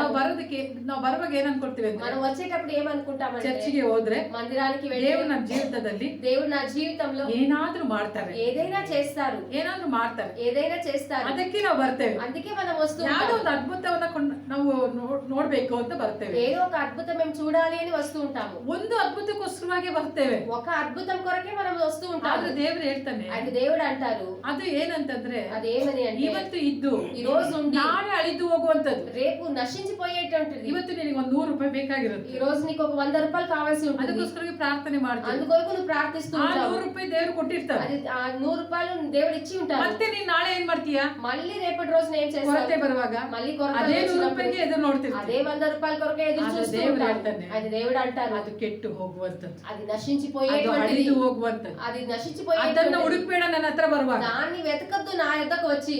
ಹಲ್ಲೆಲೂಯಾ, హల్లెలూయా. ಅದನ್ನ ನಾನು ನಿನಗೆ ಕೊಡ್ಲಿಕ್ಕೆ ಶಕ್ತನಾಗಿದ್ದೇನೆ. దాన్ని నేను ఇవ్వడానికి నేను శక్తిమంతుడనై ఉంటున్నాను. ವಾಕ್ಯದಲ್ಲಿ ನಾವು ನೋಡ್ತೇವೆ, వాక్యంలో మనం చూస్తూ ఉన్నాము, ಈ ಆಹಾರವನ್ನ ఈ ఆహారమును ಆತನು ಕೊಡ್ಲಿಕ್ಕೆ ಶಕ್ತನಾಗಿದ್ದಾನೆ. ఆయన ఇవ్వడానికి శక్తిమంతుడై ఉంటున్నాడు. ಆತನ ಏನ್ ಹೇಳ್ತಾರೆ ಅಂದ್ರೆ, అయితే ఆయన ఏమంటున్నాడు ಇದನ್ನ అంటే, ಹುಡುಕಬೇಡಿ, దీన్ని వెతకొద్దు. ನೀವು మీరు ಯಾವುದನ್ನ ಹುಡುಕಬೇಕು ಅಂತಂದ್ರೆ దేన్ని వెతకాలి అని అంటే ನಿತ್ಯ ಜೀವಕ್ಕೆ నిత్య ಉಳಿಯುವ జీవానికి ಆಹಾರಕ್ಕಾಗಿ ನೀವು ದುಡಿಯಬೇಕು. మిగిలేటువంటి ఆహారం కొరకు మీరు ಅದೇ వెతకాలి. ನಿತ್ಯ ಜೀವಕ್ಕೆ ಬೇಕಾದಂತ నిత్య జీవము కొరకు కావలసిన ಆಹಾರವನ್ನ ఆహారాన్ని ನೀವು ಅಪೇಕ್ಷಿಸಬೇಕು. మీరు ఆశించాలి. ಇದಕ್ಕಾಗಿಯೇ దీని కొరకే ತಂದೆಯಾದ ದೇವರು తండ్రి అయిన దేవుడు ನನ್ನನ್ನು ನೇಮಿಸಿದ್ದಾನೆ, నన్ను నియమించి ಮತ್ತು ఉన్నాడు, ಮುದ್ರೆ ಹಾಕಿದ್ದಾನೆ. మరి ముద్ర వేసి ఉంటున్నారు. ಹಲ್ಲೆಲೂಯಾ. హల్లెలూయా. ಈ ಮಾತನ್ನೆಲ್ಲ ಹೇಳಿದ್ಮೇಲೆ ఈ మాటలన్నీ చెప్పిన తర్వాత ಯೇಸು ಅವರಿಗೆ ಹೇಳ್ತಾರೆ, యేసయ్య ఆయనతో వారితో ನೋಡು, అంటారు, చూడండి, ನೀವು ನಾನು ಕೊಟ್ಟಂತ ಸಾಧಾರಣವಾದಂತ ರೊಟ್ಟಿಯನ್ನು ಹುಡುಕಿಕೊಂಡು నేను ఇచ్చినటువంటి సాధారణమైన రొట్టెని ನೀವು వెతుకుని ಬರ್ತಾ ಇದ್ದೀರಾ. మీరు వస్తూ ಆ ఉన్నారు. ರೊಟ್ಟಿ ಅಳಿದು ಹೋಗುವಂತದ್ದು. ఆ రొట్టె నశించిపోయేటువంటిది. ನಿಮ್ಮ ಏನಂತಂದ್ರೆ ಪಿತೃ ಏನ್ ಮಾಡಿದ್ರು, మీ పితృలు ఏం చేశారు? ಅರಣ್ಯದಲ್ಲಿ ಮನ್ನ ತಿಂದ್ರು, అరణ్యంలో మన్నాను భుజించారు, ಅವರೇನೋ ಸತ್ತು ಹೋಗ್ಬಿಟ್ರು. అయినా వాళ్ళు చనిపోయారు. ಆದ್ರೆ అయితే ನಾನು ಕೊಡುವಂತ నేను ఇచ్చేటువంటి ಆ ಆಹಾರ ಇದೆಯಲ್ಲ, ఆహారం ఉంది కదా, ಅದು అది ಅದು ಯಾವತ್ತಿಗೂ అది ఎప్పటికీ ಅದರ ತಿಂದವನು దాన్ని భుజించిన వారు ಅವನು ಸತ್ತು ಹೋಗುದಿಲ್ಲ, ఆయన మరణించడు. ಸದಾ ಕಾಲ ಬದುಕು. ఆయన ఎల్లప్పుడూ జీవిస్తాడు. ಹಲ್ಲೆಲೂಯಾ. ಹಲ್ಲೆಲೂಯಾ. ಕರ್ತನ ಹೇಳ್ತಿರೋದು, అయితే ప్రభు చెప్తూ ఉండేది, ರೊಟ್ಟಿ ಅಂತ ಹೇಳುವಾಗ రొట్టె అని చెప్పినప్పుడు ನಾನು ಜೀವಕರವಾದಂತ ರೊಟ್ಟಿ నేను ಆಗಿದ್ದೇನೆ. జీవకరమైన రొట్టెనై ఉంటున్నాను. ಜೀವಕರವಾದಂತ ರೊಟ್ಟಿ ಅಂತಂದ್ರೆ ఆ జీవకరమైన రొట్టె అని అన్నప్పుడు ನಮಗೆ ಪ್ರತಿನಿತ್ಯ ಬೇಕಾದಂತ ಅಗತ್ಯತೆಗಳನ್ನ మనకు ప్రతి రోజు కావలసిన అవసరతలను ಸಂಧಿಸುವಂತ సంధించేటువంటి ರೊಟ್ಟಿ ನಾನೇ ಎಂಬುದಾಗಿ ಆತನು ಹೇಳ್ತಾರೆ. రొట్టె నేనే అని ఆయన చెప్తూ ಅದು ఉన్నాడు. ಯಾವುದು ಅಂತಂದ್ರೆ అది ఏది అని అంటే ನಿತ್ಯ ನಿತ್ಯಕ್ಕೂ ಇರುವಂತದ್ದಾಗಿರುತ್ತೆ. నిత్య నిత్యానికి నిలిచి ఉండేదిగా ಅದು ఉంటుంది. ಇವತ್ತು ಕೊಟ್ಟು ನಾಳೆ ಅಳಿದು ಹೋಗುವಂತದ್ದಲ್ಲ. అది ఈ రోజు ఇచ్చి రేపు నశించిపోయేటువంటిది కాదు. ದೇವರು ಕೊಡುವಂತ ಆಶೀರ್ವಾದ దేవుడు ఇచ్చేటువంటి ఆశీర్వాదం ಇವತ್ತು ಕೊಟ್ಟು ನಾಳೆ ಅಳಿದು ಹೋಗುವಂತದ್ದಲ್ಲ. ఈ రోజు ఇచ్చి రేపు నశించిపోయేటువంటిది ಇವತ್ತು కాదు. ಕೊಟ್ಟು ನಾಳೆ ಕೊರತೆಯಲ್ಲಿ ಇರುವಂತದ್ದಲ್ಲ. ఈ రోజు ఇచ్చి రేపు కొరతలో జీవించేటువంటిది కాదు. ಇವತ್ತು ಜೋಬನ್ನ ತುಪ್ಪಿಸ್ಬಿಟ್ಟು ఈ రోజు జోబులను నింపేసి ನಾಳೆ ಜೋಬ್ ಖಾಲಿ ಮಾಡುವಂತ ಆಶೀರ್ವಾದ ಅಲ್ಲ ಅದು. రేపు జోబులను ఖాళీగా ఉంచే ఆశీర్వాదం కాదు.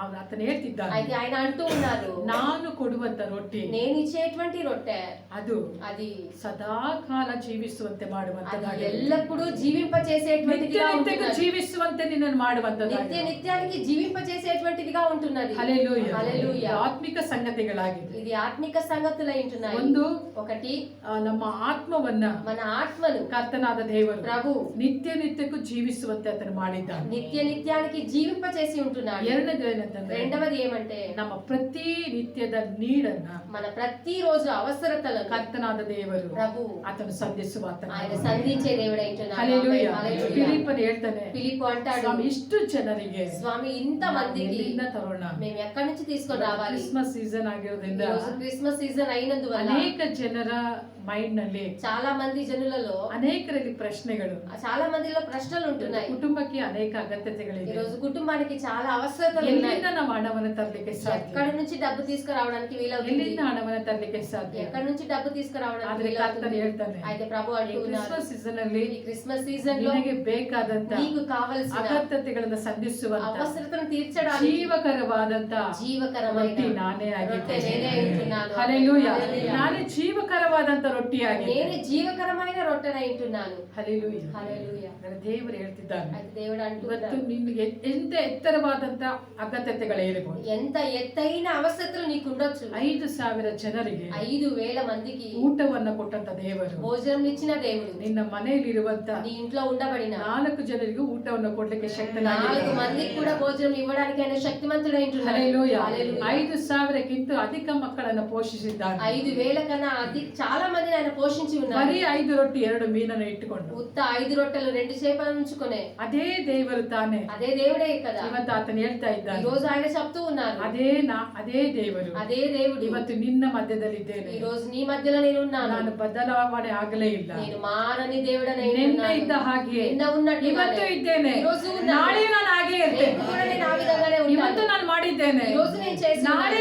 ಮಾಡ್ತೇನೆ, రేపు చేస్తాను. ನಾಡಿದ್ದು ಮಾಡ್ತೇನೆ. మరుసటి రోజు కూడా నేను చేస్తాను అని అంటున్నాను. ಹಲ್ಲೆಲೂಯಾ. హల్లెలూయా. ಹೇಗೆ ಎಂಬುದಾಗಿ ఏ విధంగా అని ಯೋಚಿಸುವುದನ್ನು ಮರ್ತಿವೆ. మీరు యోచించడం మర్చిపోండి. ನಿಮ್ಮ ಜೇಬಿನಲ್ಲಿ, మీ జేబులో, ನಿಮ್ಮ ಅಕೌಂಟ್ಗಳಲ್ಲಿ మీ అకౌంట్ లో ಸ್ವಲ್ಪನೇ ಇರಬಹುದು, కొద్దిగానే ఉండొచ్చు. ಆದ್ರೆ ಕರ್ತನೆ ಹೇಳ್ತಾನೆ, అయితే ప్రభు అంటున్నారు, ಸ್ವಲ್ಪ ಇದ್ರೂ ಪರವಾಗಿಲ್ಲ, కొద్దిగా ఉన్నా పర్వాలేదు, ನಾನು ಜೀವಕರವಾದ ರೊಟ್ಟಿಯಾಗಿದ್ದೇನೆ. నేను జీవకరమైన రొట్టెనై ఉంటున్నాను. ಹಲ್ಲೆಲೂಯಾ. హల్లెలూయా. ನೀ ನನ್ನನ್ನು ಭುಜಿಸುವಾಗ, నువ్వు నన్ను భుజించినప్పుడు, ನೀ ನನ್ನನ್ನು ಭುಜಿಸುವಾಗ నువ్వు నన్ను భుజించినప్పుడు ನಿನ್ನಲ್ಲಿ నీలో ಯಾವತ್ತಿಗೂ ಕೊರತೆ ಅನ್ನೋಂಥದ್ದೇ ಇರೋದು. ఎప్పటికీ కొరత అనేది ఉండదు. ಫೈನಾನ್ಸ್ ಬಂದು ఈ రోజు మీ ఆర్థిక ಸತ್ವವಾದಂತ పరిస్థితి ಪರಿಸ್ಥಿತಿಯಲ್ಲಿ ಇರಬಹುದು, చనిపోయిన పరిస్థితిలో ಆದ್ರೆ ఉండొచ్చు. ಕರ್ತನು ಹೇಳ್ತಾನೆ, అయితే ప్రభు ನಾನು అంటున్నారు, ಜೀವಕರವಾದಂತ నేను ರೊಟ್ಟಿಯಾಗಿದ್ದೇನೆ. జీవకరమైన రొట్టెనై ಅದು ఉంటున్నాను. ಸತ್ವವಾದಂತ ಪರಿಸ್ಥಿತಿ ಆದ್ರೂ అది ಪರವಾಗಿಲ್ಲ. మరణించిన పరిస్థితిలో ಅದಕ್ಕೆ ఉన్నా ನಾನು కూడా ಜೀವವನ್ನ ಕೊಡ್ತೇನೆ. నేను దానికి జీవమునిస్తాను. ఆమేన్. ಹಲ್ಲೆಲೂಯಾ. హల్లెలూయా. ಅದರ ಕರ್ತನು ಕೊಡುವ ಆತನಾಗಿದ್ದಾನೆ. దాని ప్రభు ఇచ్చే దేవుడై ನಾವು ఉంటున్నాడు. ಇನ್ನೊಂದು ವಾಕ್ಯವನ್ನು ನೋಡಿಕೊಳ್ಳೋಣ. మనం ఇంకొక వాక్య భాగాన్ని ಒಂದನೇ చూస్తున్నాం. ಅರಸುಗಳ ಪುಸ್ತಕ 1వ రాజుల గ్రంథం 17ನೇ ಅಧ್ಯಾಯ 17వ అధ్యాయం 19ನೇ ವಚನ. 19వ వచనం.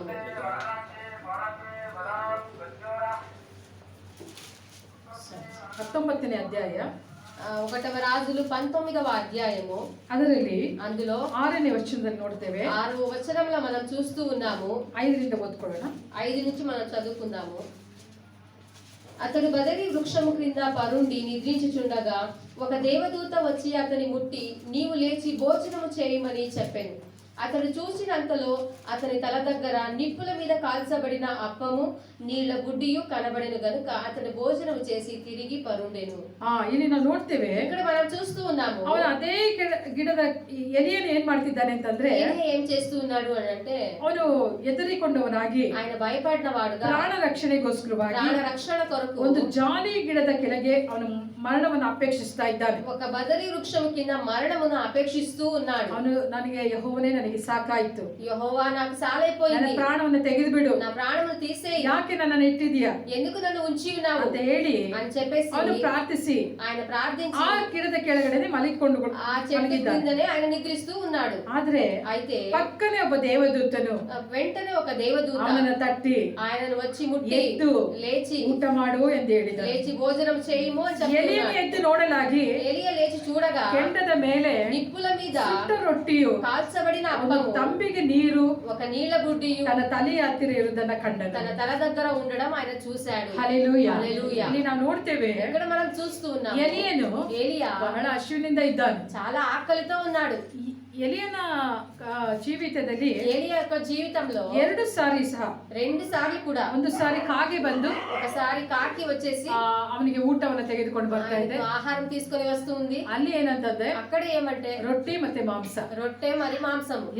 ಎಲ್ಲಿ ಯಾವಾಗ ತಂದು ಕೊಡ್ತು ಅಂದ್ರೆ ఎప్పుడు తెచ్చిచ్చిందంటే ಹಗಲು పగలు ಮತ್ತೆ ಸಂಜೆ, సాయంకాలం, ಬೆಳಗ್ಗೆ ಸಂಜೆ, ఉదయము సాయంకాలం, ಬೆಳಗ್ಗೆ ಸಂಜೆ ఉదయము సాయంకాలం, ರೊಟ್ಟಿ ಮತ್ತೆ ಮಾಂಸ. రొట్టె మరి మాంసము. ಪ್ರತಿದಿನ ప్రతిరోజు ಅವನು ರೊಟ್ಟಿ ಮಾಂಸವನ್ನೇ ತಿಂತಾ ಇದ್ದ. రొట్టెను మాంసమే ఆయన భుజిస్తూ ఉన్నాడు. ಹಲ್ಲೆಲೂಯಾ. హల్లెలూయా. ದೇವರು ನೋಡ್ರಿ, అయితే దేవుడు చూడండి, ಪ್ರವಾದಿಯನ್ನು ಆತನು ಪೋಷಿಸ್ತಾ ಇದ್ದ. ఒక ప్రవక్తను ఆయన పోషిస్తూ ಆ ఉన్నాడు. ಪ್ರಾಂತದಲ್ಲಿ ಮಳೆ ಇಲ್ಲ, ఆ ప్రాంతంలో వర్షాలు లేవు, ಬರಗಾಲದ ಪರಿಸ್ಥಿತಿಯಲ್ಲಿ ಇದ್ದಾರೆ. కరువు కాల పరిస్థితిలో ఉన్నారు. ಬರಗಾಲ ಇರುವಂತ ಸಂದರ್ಭದಲ್ಲಿ కరువు కాలం ఉండబడిన పరిస్థితులలో కూడా ದೇವರು ತನ್ನ ಮಕ್ಕಳಿಗೆ ಹೇಗೆ ಪೋಷಿಸ್ತಿದ್ದಾನೆ ಅಂದ್ರೆ, దేవుడు తన బిడ్డలను ఏ విధంగా పోషిస్తూ ಅಲ್ಲಿ ఉన్నాడు ಕಾಗೆ అంటే, ಮುಖಾಂತರವಾಗಿ అక్కడ కాకి ద్వారా ರೊಟ್ಟಿಯನ್ನ ಕಳಿಸಿಕೊಡ್ತಾ ಇದ್ದ. రొట్టెను పంపిస్తూ ಆ ఉన్నాడు. ರೊಟ್ಟಿ ಏನ ನೆನಪು ಮಾಡುತ್ತಾ ಇದೆ ಅಂದ್ರೆ, ఆ రొట్టి దేని సూచిస్తుంది ಇವತ್ತು అంటే, ದೇಶದಲ್ಲಿ ಬರಗಾಲ ఈ ಇರಬಹುದು, రోజు దేశంలో కరువు కాలం ఉండొచ్చు, ಆದರೆ అయితే ನಿನಗೆ ಬರಗಾಲ ಇರೋದಿಲ್ಲ. నీకు కరువు కాలం ಯಾಕೆ అనేది ಅಂತಂದ್ರೆ ఉండదు. ఎందుకు అని ನಾನೇ ಜೀವಕರವಾದಂತ ರೊಟ್ಟಿಯಾಗಿದೆ. జీవకరమైన రొట్టెనై ఉంటున్నాను. ಹಲ್ಲೆಲೂಯಾ. ಹಲ್ಲೆಲೂಯಾ. ಅವನ ಬಳಿಗೆ ಬರ್ತಾ ಇದೆ. ఆయన దగ్గరికి వస్తూ ఉంది. ಇದೇನಂತಂದ್ರೆ ಹೊಸ ಒಡಂಬಡಿಕೆ ಒಂದು ನೆರಳು. ఇది క్రొత్త నిబంధన యొక్క నీడ అయి ರೊಟ್ಟಿ ఉంటున్నది. ಅನ್ನುವಂಥದ್ದು ಹೊಸ ಒಡಂಬಡಿಕೆ ಒಂದು ಏನಂತಂದ್ರೆ ನೆರಳಾಗಿದೆ.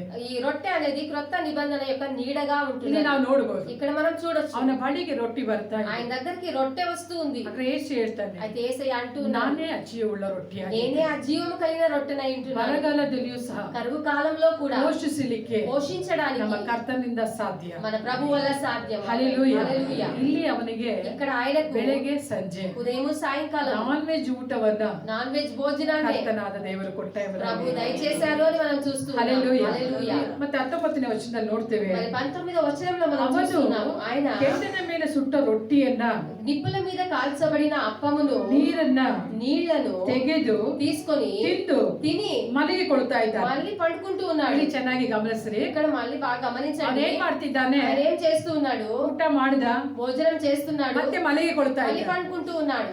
ಆದ್ರೆ అయితే ದೇವರ ಉದ್ದೇಶ దేవుని యొక్క ఉద్దేశము ಅವನ ಮೇಲೆ ఆయన మీద ಭಾರವಾಗಿತ್ತು. చాలా ఉంటున్నది. ಆದ್ರೆ ಅವನು ಏನ್ ಮಾಡ್ತಿದ್ದಾನೆ అయితే ಅಂದ್ರೆ, ఈయన ఏం చేస్తున్నాడు అంటే, ನಾನು నేను ಯಾವುದಕ್ಕೂ ಬಾರದವನಾಗಿದ್ದೇನೆ. నేను దేనికి పనికి రాని ನಾನು వాడను, ಪಿತೃಗಳ ಹಾಗೆ ಉತ್ತಮನಲ್ಲ. నేను మా పితృవుల వలె మంచి వాడను కాదు. ಯಾಕೆ ನನ್ನನ್ನು ಇಟ್ಟಿದೀಯ? ఎందుకు నన్ను ఉంచినావు? ನನ್ನ ತೆಗೆದ್ಬಿಡು ಬೇಡ. నన్ను తీసేయి వద్దు. ಈ ಭೂಮಿ ಮೇಲೆ ಇದ್ದು ಏನು ఈ ಪ್ರಯೋಜನ? భూమి మీద ఉండి ఏ ప్రయోజనము? ಏನು ಪ್ರಯೋಜನ ಇಲ್ಲ. ఏమీ ప్రయోజనం లేదు. ಕೆಲವೊಂದ್ಸಾರಿ ನಮ್ಮ ಪ್ರಾರ್ಥನೆ ಆಗ್ಯಾವ, కొన్నిసారి మన ప్రార్థన ఆ విధంగానే ಯಾಕೆ ఉంటుంది. ದೇವರೇ ನನ್ನನ್ನು ಇಟ್ಟಿದೀಯ? ఎందుకు దేవుడే నన్ను ఉంచి ಬೇಗ ఉన్నావు? ನಾನು ತೆಗೆದ್ಬಿಡು. వెంటనే నన్ను తీసేసి ನನ್ನ అని ಬದುಕಿ అంటున్నావు. ಏನು ಪ್ರಯೋಜನ నేను ಇಲ್ಲಿ? జీవించి ఏం ప్రయోజనం? ಆ ఇక్కడ ರೀತಿಗೆ ನಾವು ಪ್ರಾರ್ಥಿಸ್ತಾ ఆ ಇರ್ತೀವಿ. విధంగా మనం ప్రార్థిస్తూ ఉంటాం. ಆದ್ರೆ ದೇವರು ಹೇಳ್ತಾನೆ, అయితే దేవుడు అంటాడు ఎలియాతో, ఎలియానే, ఎలియా ఎದ್ದೇಳು. నువ్వు లేవు, ಇನ್ನು ನೀನು ನಡೆಯಬೇಕಾದಂತ ఇంకా నువ్వు నడవలసిన ದೂರ మార్గము ತುಂಬಾ ಇದೆ. చాలా పొడుగుగా ఉంటుంది. ಹಲ್ಲೆಲೂಯಾ. హల్లెలూయా. ಇನ್ನು ఇంకా ತನ್ನ ಜನರಿಗಾಗಿ తన జనుల కొరకు ಮಾಡುವಂತ ಸೇವೆ చేయవలసిన సేవ ಅಧಿಕವಾಗಿದೆ. చాలా ఉంటున్నది. ದೇವರು ಬಂದು దేవుడు వచ్చేసి ಇವತ್ತು ನಿಮ್ಮನ್ನ ಭೂಮಿ ಮೇಲೆ ಇಟ್ಟಿದ್ದಾರೆ ಅಂತಂದ್ರೆ, ఈ రోజు భూమి మీద నిన్ను ఉంచి ఉన్నారు అని అంటే, ನೀನು ಸಾಕಾಯ್ತು ಅಂತಂದ್ರೂ, నువ్వు సరిపోయింది అని అన్నా కూడా, ಸಾಕಾಯ್ತು ಅಂತಂದ್ರೆ నాకు సాలైపోయింది అని అన్నా కూడా, ನನ್ಗೆ ಟೈರ್ಡ್ ಆಗ್ಬಿಟ್ಟಿದೆ ಅಂತ.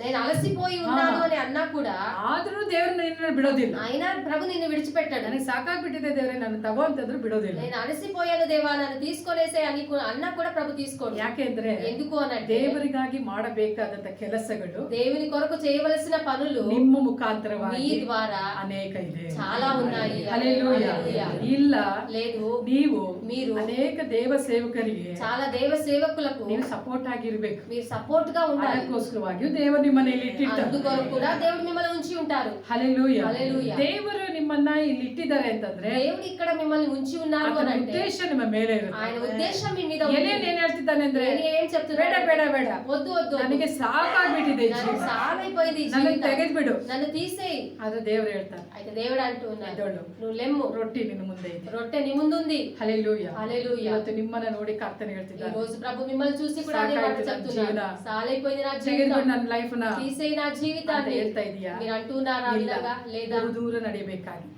చాలా దూరం నువ్వు ప్రయాణించవలసి ತುಂಬಾ ఉంటున్నది. ದೂರ ನಡಿಬೇಕು. చాలా దూరం ప్రయాణించవలసి ఉంది. ಯಾಕೆ ದೇವರೇ ಈ ಜೀವನ? ఎందుకు దేవా ఈ జీవితం? ಬದುಕಿತಾನೆ ನಾನು ಏನ್ ಸಾಧಿಸಬೇಕಾಗಿದೆ? జీవించి కూడా నేను నేను సాధించాలి. ಏನ್ ಸಾಧಿಸೋದಿದೆ ನನಗೆ? ఏం సాధించవలసింది ఉంది? ಕೆಲವರು ಹೇಳ್ತಾರಲ್ಲ, కొంతమంది అంటారు కదా, ಏನ್ ಸಾಧಿಸೋದಿದೆ ಬಿಡಿ, ಇರು ಭೂಮಿ ಮೇಲೆ ಇದ್ದವ್ರು. ఏం సాధించవలసింది ఉందిలే ఈ భూమి మీద వీళ్ళుండి అని. ಅದು ದೇವರು ಹೇಳ್ತಾರೆ, అయితే దేవుడు అంటారు, ನೀನು ಆ ರೀತಿಯಾಗಿ ಹೇಳ್ಬೇಡ. నువ్వు ఆ విధంగా చెప్పొద్దు. ಸಾಧಿಸಬೇಕಾದದ್ದು సాధించవలసింది ಬಹಳ ಇದೆ. చాలా ఉంది. ಸಾಧಿಸಬೇಕಾದದ್ದು సాధించవలసింది ಬಹಳ ಇದೆ. ఇంకా చాలా ఉంది. ಆತನು ಏನ್ ಮಾಡ್ತಿದ್ದಾನೆ? ఆయన ఏమంటున్నారు? ಎಲಿಯನನ್ನ ತಟ್ಟಿ ಎಬ್ಬಿಸ್ತಾ ಇದ್ದಾನೆ. ఏలియను తట్టి లేపుతూ ఉన్నాడు. ಎದ್ದೇಳು, లెమ్ము, ಎದ್ದೇಳು, లెమ్ము, ನಿನ್ನ ಮುಂದೆ ರೊಟ್ಟಿ ಇದೆ. నీ ముందు రొట్టె ఉంటున్నది. ಹಲ್ಲೆಲೂಯಾ. హల్లెలూయా. ಆತ ನಿಮ್ಮನ್ನ ನೋಡಿ ఆయన ಹೇಳ್ತಿದ್ದಾನೆ, ఈ రోజు మిమ్మల్ని చూసి చెప్తూ ಇವತ್ತು ఉన్నాడు. ಅಂತ ಒಂದು ಪರಿಸ್ಥಿತಿಗಳಲ್ಲಿ ಕೂತಿರಬಹುದು, ఈ రోజు అలాంటి పరిస్థితుల్లో మీరు కూడా ಅಂತ కూర్చొని ఉండొచ్చు. ಪರಿಸ್ಥಿತಿಗಳಲ್ಲಿ ನೀವು ಇರಬಹುದು. అలాంటి పరిస్థితుల్లో మీరు కూడా ఉండొచ్చు. ಸಾಕಪ್ಪ ಈ ಜೀವನ ಅಂತ ಅನ್ಕೊಳ್ತಾ చాలా ಇದ್ದಾರೆ. ఈ జీవితం అని అనుకుంటూ ಆದ್ರೆ ఉండొచ్చు. ಕರ್ತನು ಹೇಳ್ತಾನೆ, అయితే ప్రభు అంటూ ఉన్నారు, ಇವತ್ತು ಪರಿಶುದ್ಧ ಪಂಕ್ತಿಯಲ್ಲಿ ఈ రోజు పరిశుద్ధ బల్లాలో ಜೀವಕರವಾದಂತ ರೊಟ್ಟಿ జీవకరమైన ಇವತ್ತು రొట్టె నిನ್ನ ಮುಂದೆ ಇದೆ. ఈ రోజు నీ ముందు ఉంది. ಅದನ್ನ ತೆಗೆದುಕೋ, దాన్ని తీసుకో, ಎದ್ದೇಳು. నువ్వు లేవు. ನೀನು ಪ್ರಯಾಣಿಸಬೇಕಾಗಿದೆ. ఇంకా ప్రయాణించవలసి ಇನ್ನು ನೀನು ఉన్నది. ಪ್ರಯಾಣಿಸಬೇಕಾಗಿದೆ. ఇంకా ప్రయాణించవలసి ನೀನು ఉన్నది. ನನಗಾಗಿ ಮಾಡಬೇಕಾದ ಕೆಲಸ ಅಧಿಕವಾಗಿದೆ. నా కొరకు చేయవలసిన పనులు చాలా ఉన్నాయి. ಹಲ್ಲೆಲೂಯಾ. ಹಲ್ಲೆಲೂಯಾ. ಪ್ರತಿದಿನ ನಿನಗೆ ಬೇಕಾದಂತ ಬಲ, ప్రతి రోజు నీకు కావాల్సిన బలము, ಪ್ರತಿದಿನ ನಿನಗೆ ಬೇಕಾದಂತ ಬಲ ప్రతి రోజు నీకు కావాల్సిన బలము ನಾನು ಈ ರೊಟ್ಟಿಯಲ್ಲೇ ಇಟ್ಟಿದ್ದೇನೆ. నేను ఈ రొట్టెలోనే నేను ನಾನು ఉంచి ಈ ರೊಟ್ಟಿಯಲ್ಲೇ ನಾನು ఉన్నాను. ಇಟ್ಟಿದ್ದೇನೆ. ఈ రొట్టెలోనే నేను ಇದು ఉంచి ఉన్నాను. ದಿನನಿತ್ಯ ಜೀವವನ್ನು ఇది ಕೊಡುವಂತದ್ದಾಗಿದೆ. ప్రతిరోజు నిత్య జీవం ఇచ్చేదిగా ఉంటున్నది. ಹಲ್ಲೆಲೂಯಾ. హల్లెలూయా. ನಾವು ತೆಗೆದುಕೊಳ್ಳುವಂತ ಆಹಾರ ಇದೆಯಲ್ಲ, మనం తీసుకునేటువంటి ఆహారం ఉంది కదా, ಪ್ರತಿ ದಿನ ನಮಗೆ ಬೇಕಂತ ಶಕ್ತಿಯನ್ನು ಕೊಡುತ್ತೆ. ప్రతి రోజు మనకు కావాల్సిన శక్తిని ఇస్తుంది. ಪ್ರತಿ ದಿನ ನಮಗೆ ಬೇಕಂತ ಏನಂತಾರೆ ಬಲವನ್ನ ಅದು ಕೊಡುವಂತದ್ದಾಗಿದೆ. ప్రతి రోజు మనకు కావాల్సిన బలాన్ని ఇస్తుంది. ಎಲ್ಲ ಪೌಷ್ಟಿಕಾಂಶವನ್ನ ಕೊಡುವಂತದ್ದಾಗಿದೆ. అన్ని పౌష్టికాంశములను ఇచ్చేదిగా ఉంటాయి. ನೋಡ್ರಿ, ಅದೇನಂತಂದ್ರೆ అవి ఏవనంటే ಏಸು ಹೇಳ್ತಾನೆ, యేసయ్య అంటారు, ಅದು ಪಿತೃಗಳು ತಿಂದಂತ ఇవి పితృలు తిన్నటువంటి ಅದು ಮನ್ನಾ.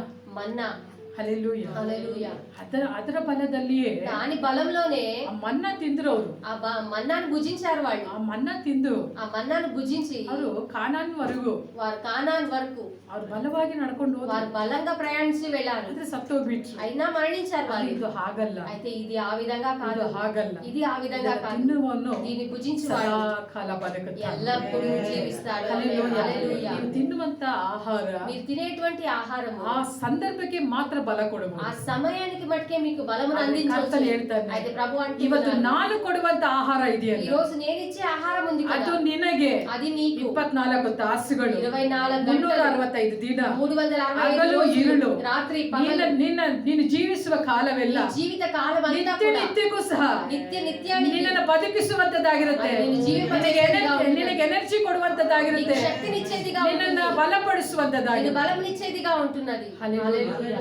ಇವತ್ತು ಅಂತ ಆಹಾರವನ್ನ ನೀವು ಭುಜಿಸ್ಲಿಕ್ಕಿದ್ದೀರಿ. ఈ రోజు అలాంటి ఆహారం మీరు భుజించనే ఉంటున్నారు. ಆತನು ಹೇಳ್ತಿದ್ದಾನೆ, ఆయన అంటూ ఉన్నారు, ನಾನು నేను ಕೊಡುವಂತ ಆಹಾರ ఇచ్చేటువంటి ఆహారం ನಿನ್ನನ್ನು నిన్ను ಬದುಕಿಸುವಂತದ್ದಾಗಿದೆ. జీవింప చేస్తుంది అని. ಇವತ್ತು ಎಷ್ಟೇ ನ್ಯೂಟ್ರಿಷನ್ ಫುಡ್ ನಾವು ತೆಗೆದುಕೊಂಡ್ರು, ఈ రోజు ఎంత న్యూట్రిషన్ ఫుడ్ తీసుకున్నా కూడా, ಎಂತ ನ್ಯೂಟ್ರಿಷನ್ ಫುಡ್ ತೆಗೆದ್ರು ఎలాంటి పౌష్టికాంశం కలిగిన ఆహారం తీసుకున్నా కూడా ಬಲಹೀನವಾಗೇ ನಮ್ಮ ಶರೀರ ಇದೆ. బలహీనంగానే మన శరీరం ఉంటుంది. ಆದ್ರೆ ದೇವರು ಗ್ಯಾರಂಟಿ ಕೊಡ್ತಾನೆ. అయితే దేవుడు గ్యారంటీ ఇస్తాడు. ಆತನ ಗ್ಯಾರಂಟಿ ಕೊಡ್ತಾ ಇದ್ದಾನೆ. ఆయన గ్యారంటీ ఇస్తున్నాడు. ಇವತ್ತು ನನ್ನ ದೇಹವನ್ನು ತೆಗೆದುಕೊಂಡು ఈ రోజు నా దేహాన్ని తీసుకొని చూడు, ನನ್ನ ದೇಹವನ್ನು ತೆಗೆದುಕೋ, నా దేహాన్ని తీసుకో, ಸಾಕು ನನ್ನ ಜೀವನ ಅಂತ ಹೇಳ್ತಿದ್ಯಲ್ಲ, చాలు నా జీవితం అని అంటున్నావు కదా, ಈಗ ನೀನು ಪ್ರಯತ್ನ ಪಡು. ఇప్పుడు నువ్వు ప్రయత్నించు, ನನ್ನ ದೇಹವನ್ನು ತೆಗೆದುಕೋ. నా దేహాన్ని నువ్వు తీసుకో. ನನ್ನ ದೇಹ ತೆಗೆದುಕೊಳ್ಳುವಾಗ నా దేహాన్ని తీసుకునేటప్పుడు ಇದುವರೆಗೆ ಕಾಣದೇ ಇರುವಂತ ಬಲವನ್ನು ఇప్పటి వరకు చూడనటువంటి ನಾನು బలాన్ని ನಿನಗೆ ಅನುಗ್ರಹಿಸ್ತೇನೆ. నేను నీకు అనుగ్రహిస్తాను. ಹಲ್ಲೆಲೂಯಾ. హల్లెలూయా. ಇವನು ಏನ್ ಮಾಡ್ತಿದ್ದಾನೆ? నేను చేస్తూ ಆ ఉన్నాడు, ರೊಟ್ಟಿಯನ್ನು ತೆಗೆದುಕೊಳ್ತಿದ್ದಾನೆ. ఆ రొట్టెను తీసుకుంటూ ఉన్నాడు. ರೊಟ್ಟಿ ತೆಗೆದುಕೊಂಡ ಮೇಲೆ రొట్టెను తీసుకొని ಮಲಗಿ ಕೊಡ್ತಾ ಇದ್ದಾನೆ. మళ్ళీ పడుకుంటూ ದೇವರು ఉన్నాడు. ತಟ್ಟುತ್ತಾ ಇದ್ದಾನೆ. దేవుడు మళ్ళీ ತಟ್ಟೆ లేపుతూ ಅವನನ್ನು ఉన్నాడు. ಎಬ್ಬಿಸಿ లేపి మళ్ళీ ಅವನಿಗೆ లేపి ಹೇಳ್ತಾನೆ,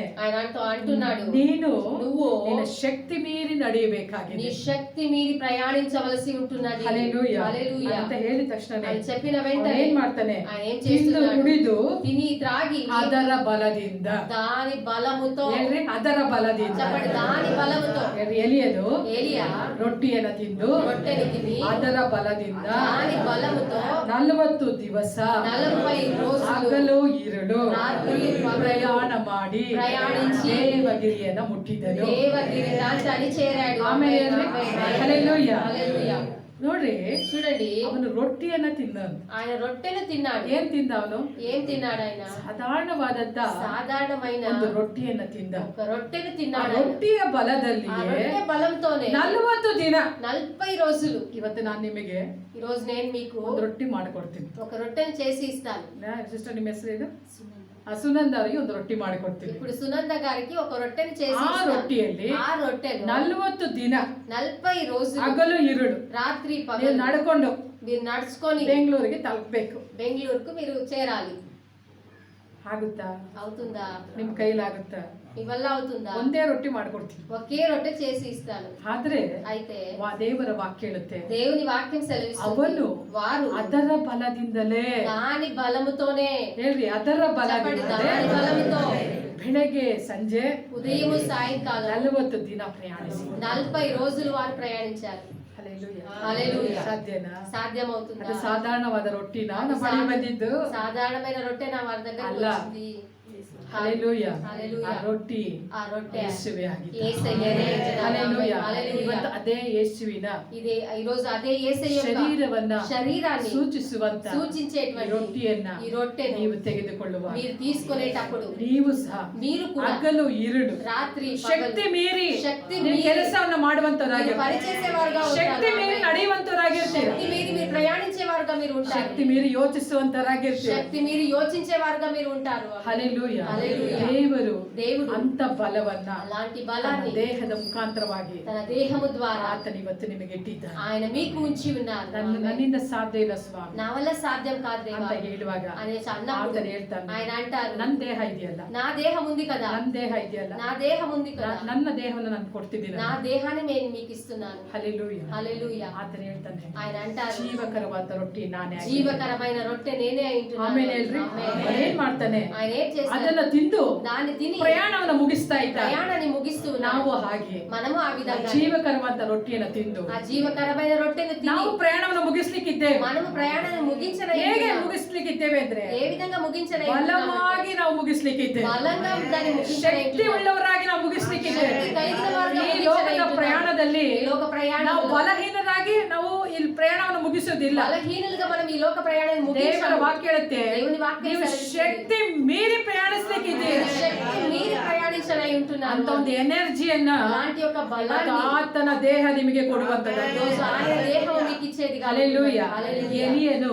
ఏలియా ದೇವಗಿರಿಯನ್ನು ಮುಟ್ಟಿದ. దేవగిరి ప్రాంతాన్ని చేరాడు. ಹಲ್ಲೆಲೂಯಾ. ಹಲ್ಲೆಲೂಯಾ. ಇವತ್ತು ನಿಮ್ಮಿಂದ ఈ రోజు మీ నుండి ದೇವರ ಸಮ್ಮುಖದಲ್ಲಿ ಹೋಗಿ దేవుని సముఖంలో ಪ್ರಾರ್ಥನೆ ಮಾಡ್ಲಿಕ್ಕೆ ప్రార్థించడానికి ನಿಮ್ಮ ಶರೀರ ಬಲಹೀನವಾಗಿರುವುದು. మీ శరీరం బలహీనముగా ಆದ್ರೆ ఉండొచ్చు. ದೇವರು ಹೇಳ್ತಾನೆ, అయితే దేవుడు అంటూ ఉన్నాడు, ನನ್ನ ಒಂದು ದೇಹವನ್ನ నా యొక్క దేహాన్ని ನಾನು ನಿನಗೆ ಕೊಡುತ್ತೇನೆ. నేను మీకు ఇస్తున్నాను. ಜೀವ ಕೊಡುವಂತ జీవమునిచ్చే ರೊಟ್ಟಿ రొట్టె ನಾನೇ నేనే ಅದನ್ನ ఇస్తున్నాను. ನಿಮಗೋಸ್ಕರವಾಗಿ ಕೊಡ್ತಾ దాని మీ ಇದ್ದೇನೆ. కొరకు నేను ఇస్తున్నాను. ಇವತ್ತು ನಿನ್ನ ಶರೀರ ఈ రోజు నీ శరీరము ಮುಳುಗಿ ಹೋದರು మునిగిపోయినా ಅದನ್ನ ಎಬ್ಬಿಸಿ దాన్ని లేపి ಮತ್ತೆ ಕೂರಿಸುವಂತ మళ్ళీ కూర్చుండబెట్టే సామర్థ్యం ನನ್ನ ದೇಹಕ್ಕೆ ಇದೆ. నా దేహానికి ఉంటున్నది. ఆమేన్. ಹಲ್ಲೆಲೂಯಾ. ಅದೇ ನಾನೇ ಜೀವಕರವಾದ ರೊಟ್ಟಿಯಾಗಿದ್ದೆ. అదే జీవకరమైన రొట్టె అంటున్నది. ನನ್ನನ್ನು ತಿನ್ನುವನು నన్ను భుజించువాడు ಸದಾ ಕಾಲ ಬದುಕು. ఎల్లప్పుడూ జీవిస్తాడు. ಹಲ್ಲೆಲೂಯಾ. హల్లెలూయా. ಇವತ್ತು ಕರ್ತನು ಹೇಳಿದಂತ ಮಾತನ್ನ ನೆನಪಿನಲ್ಲಿ ಇಟ್ಟುಕೊಳ್ಳ್ರಿ. ఈ రోజు ప్రభు చెప్పినటువంటి మాటలు జ్ఞాపకం ఉంచుకోండి. ಹೇಗೆ ఏ విధంగా ಎಲಿಯನು ఏలియా 40 ದಿನ 40 రోజులు ಹಗಲು ಇರುಳು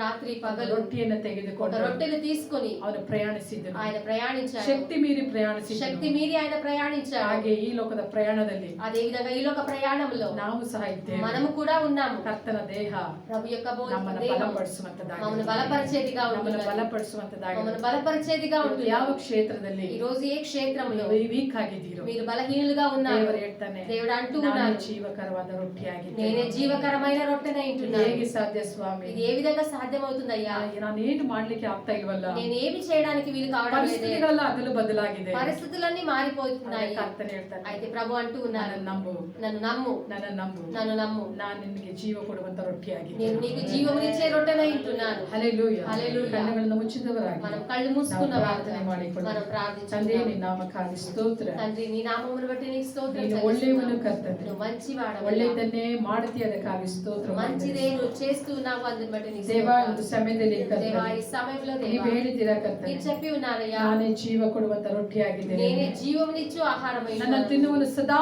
ಕಾಲ ಬದುಕು. నన్ను తినువాడు ఎల్లప్పుడూ జీవిస్తాడు అని ಹೌದು అన్నావు. ಸ್ವಾಮಿ. అవునయ్యా, ನಿನ್ನ ವಾಕ್ಯಗಳು ಸತ್ಯವಾದವು నీ ಕರ್ತನೆ. వాక్యములు సత్యములై ఉంటున్నాయి. ಎಲಿಯನ್ನು ಕರ್ತನೆ, ఏలియా ಆ ప్రభు ರೊಟ್ಟಿಯನ್ನು ತಿಂದು ఆ రొట్టెను తిని ಹಗಲು ರಾತ್ರಿ ಅಪ್ಪ ఆ రాత్రి పగలు ಅವನು దేవా ಪ್ರಯಾಣಿಸಿದ ಸ್ವಾಮಿ. ఆయన ప్రయాణించాడు దేవా. ಕರ್ತನೆ, ಅವನು ದೇವಗುರಿಯನ್ನು ಮುಟ್ಟಿದ ಸ್ವಾಮಿ. ఆయన దేవగిరి ప్రాంతాన్ని చేరాడు. ನಾವು ಸಹ ಕರ್ತನೆ, మేము కూడా ప్రభువా ನೀನು ನಮಗಾಗಿ ಇಟ್ಟಿದಂತ ಸ್ವಾಮಿ మీరు మా కొరకు ఉంచిన ದೇಶವನ್ನ ಕರ್ತನೆ దేశాన్ని ನಾವು ಸ್ವತಂತ್ರಿಸಿಕೊಳ್ಳಿಕ್ಕೆ మేము ಬೇಕಾದಂತ స్వతంత్రించుకోవడానికి కావాల్సిన ಫಲವನ್ನ ನೀವು ಅನುಗ್ರಹಿಸಿಕೊಡ್ರಿ ಸ್ವಾಮಿ. బలంను మీరు దయచేయండి దేవా. ಕ್ರಿಸ್ಮಸ್ ಸೀಸನ್ ಅಲ್ಲಿ ಕರ್ತನೆ, క్రిస్మస్ సీజన్ లో ನಿನ್ನ దేవా, ಮಕ್ಕಳು ಅನೇಕ ಅಗತ್ಯತೆಗಳೊಟ್ಟಿಗೆ ಇದ್ದಾರೆ నీ ಸ್ವಾಮಿ. బిడ్డలు చాలా అవసరతలతో ఉన్నారయ్యా. ನೀವು ಹೇಳಿದ್ದೀರಾ, మీరు చెప్పి ನಾನೇ ఉన్నారు, ಜೀವ ಕೊಡುವಂತ ರೊಟ್ಟಿ ಎಂಬುದಾಗಿ. మీరే జీవమునిచ్చే ఆహారము అని. ಇವತ್ತು ಕರ್ತನೆ, ఈ రోజు దేవా ಅವರಲ್ಲಿ ಸ್ವಲ್ಪವಾದಂತ ಹಣ ಇರಬಹುದು, వారి కొద్దిగా డబ్బు ఉండొచ్చు వారి దగ్గర. ಅದನ್ನು ತೆಗೆದುಕೊಂಡು ಆಶೀರ್ವಾದ ಮಾಡಿ వారిని దాన్ని తీసుకుని నువ్వు దీవించండి దేవా. ಕರ್ತನೆ, ಈ ಅಗತ್ಯತೆಗಳನ್ನೆಲ್ಲ ಸಂಧಿಸಿ ನಡೆಸಬೇಕಾಗಿದೆ. అవసరతలన్నిటినీ నువ్వు సంధించి తీర్చాలని కోరుతున్నాను. ಕರ್ತನೆ, ಭಾಗವನ ಸ್ವಾಮಿ మునుపు వచ్చే భాగం అంతటిని ನಿಮ್ಮ ಕರಗಳಿಗೆ నీ ಒಪ್ಪಿಸಿಕೊಡ್ತಿದ್ದೇವೆ. చేతికి సమర్పిస్తూ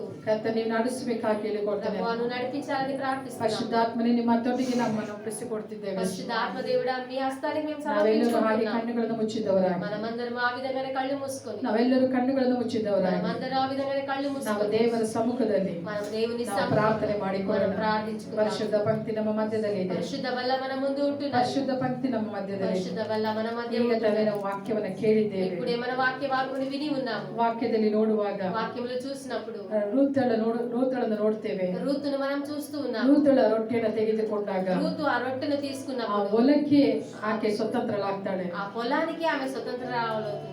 ಹಾಗೆ అదే ನಿಮ್ಮ విధంగా ಲೈಫ್ ಅಲ್ಲಿ ಸಹ నీ జీవితంలో కూడా ಕರ್ತನೆ ಹೇಳ್ತಾ ಇದ್ದಾನೆ, ప్రభు అంటూ ఉన్నారు, ನೀನು ನನಗೆ ಸ್ವತಂತ್ರಳಾಗ್ತೀಯ, నువ్వు నాకు ನೀನು స్వతంత్రాలైతావా, ಪರಲೋಕಕ್ಕೆ ಸ್ವತಂತ್ರಳಾಗ್ತೀಯ. నువ్వు పరలోకానికి స్వతంత్రాలైతావా. ಇವತ್ತು ನಿಮ್ಮನ್ನು ನೀವು ಒಪ್ಪಿಸಿಕೊಡ್ರಿ. ఈ రోజు మిమ్మల్ని మీరు ಸ್ವಾಮಿ, సమర్పించుకోండి. ಇವತ್ತು ಕರ್ತನೆ స్వామి ఈ రోజు దేవా ನಿಮ್ಮ ದೇಹವನ್ನು ನಾನು ತೆಗೆದುಕೊಳ್ತಾ మీ ಇದ್ದೇನೆ. దేహాన్ని నేను తీసుకుంటూ ಅದರಲ್ಲಿ ఉన్నానయ్యా. ಜೀವವಿದೆ ಕರ್ತನೆ. అందులో జీవం ఉన్నదయ్యా. ಅದರಲ್ಲಿ ಜೀವ ಇದೆ ಕರ್ತನೆ. అందులో జీవం ఉన్నది ಒಂದು దేవా. ದಿನಕ್ಕೆ ಜೀವ ಅಲ್ಲ ఒక ಸ್ವಾಮಿ, రోజుకు జీవం కాదయ్యా. ಪ್ರತಿ ದಿನಕ್ಕೆ ಬೇಕಂತ ಸ್ವಾಮಿ ప్రతి రోజుకు కావలసిన ನಿತ್ಯವಾದಂತ ಜೀವವನ್ನು ಇಟ್ಟಿದೆಯಾ ಸ್ವಾಮಿ. నిత్యమైన జీవనం ఉంచి ఉన్నావయ్యా. ಕರ್ತನೆ ಅದನ್ನು ಸ್ವತಂತ್ರಿಸಿಕೊಳ್ಳಿಕ್ಕೆ ಸಹಾಯ ಮಾಡಿ, ప్రభువా, దాన్ని స్వతంత్రించుకోవడానికి సహాయం చేయండి. ಸ್ವತಂತ್ರಿಸಿಕೊಳ್ಳಿಕ್ಕೆ ಸಹಾಯ ಮಾಡಿ. స్వతంత్రించుకోవడానికి ಶಿಲುಬೆಯಲ್ಲಿ సహాయం ಆತನು చేయండి. ಮಾಡಿದಂತ ಎಲ್ಲ ತ್ಯಾಗಗಳನ್ನ సిలువలో ఆయన చేసిన ప్రతి త్యాగాన్ని ಎಲ್ಲವನ್ನು ನಾವು ನೆನಪು ಮಾಡಿಕೊಳ್ಳಿ. అన్నిటిని మన జ్ఞాపకం ದಯಮಾಡಿ చేసుకున్న ಎಲ್ಲರೂ వాళ్ళుగా. ಸಹ దయచేసి ಈ ప్రతి ವಾಕ್ಯದಲ್ಲಿ ఒక్కరు ನೀವು ಸ್ತೋತ್ರನ ಮಾಡಿ. ప్రతి ఒక్క నోరు తెరిచి ಯಾರು స్తోత్రం ನಿದ್ರೆ ಮಾಡುವುದೇ చెల్లించండి. ಬೇಡ. ఎవరు నిద్రించే ನಿದ್ರೆ రోజు, ಮಾಡುವಂತ ಸಮಯವೂ ಅಲ್ಲ. నిద్రించే సమయం కూడా ಇದು కాదు. ವಿಶೇಷವಾದಂತ ఇది ಸಮಯ, ఒక విశేషమైన ಇದು సమయం. ವಿಶೇಷವಾದಂತ ಸಮಯ. ఇది ఒక విశేషమైన ಕರ್ತನ సమయం. ದೇಹವು ప్రభు యొక్క ಇವತ್ತು ನಿನ್ನ దేహం ಮುಂದೆ ಬರುವಾಗ, ఈ రోజు మీ ముందుకు ನೀವು వచ్చినప్పుడు ಕರ್ತನ ದೇಹದಲ್ಲಿ మీరు ప్రభు వల్ల ಭಾಗವಹಿಸುವಾಗ భాగవహించిన ಕರ್ತನಾದ ದೇವರು ప్రభు ಇವತ್ತೊಂದು ದೊಡ್ಡ ಕಾರ್ಯವನ್ನು ఈ ಆತನು రోజు ఒక గొప్ప ಮಾಡುವ కార్యం ఆయన జరిగించనంటున్నారు.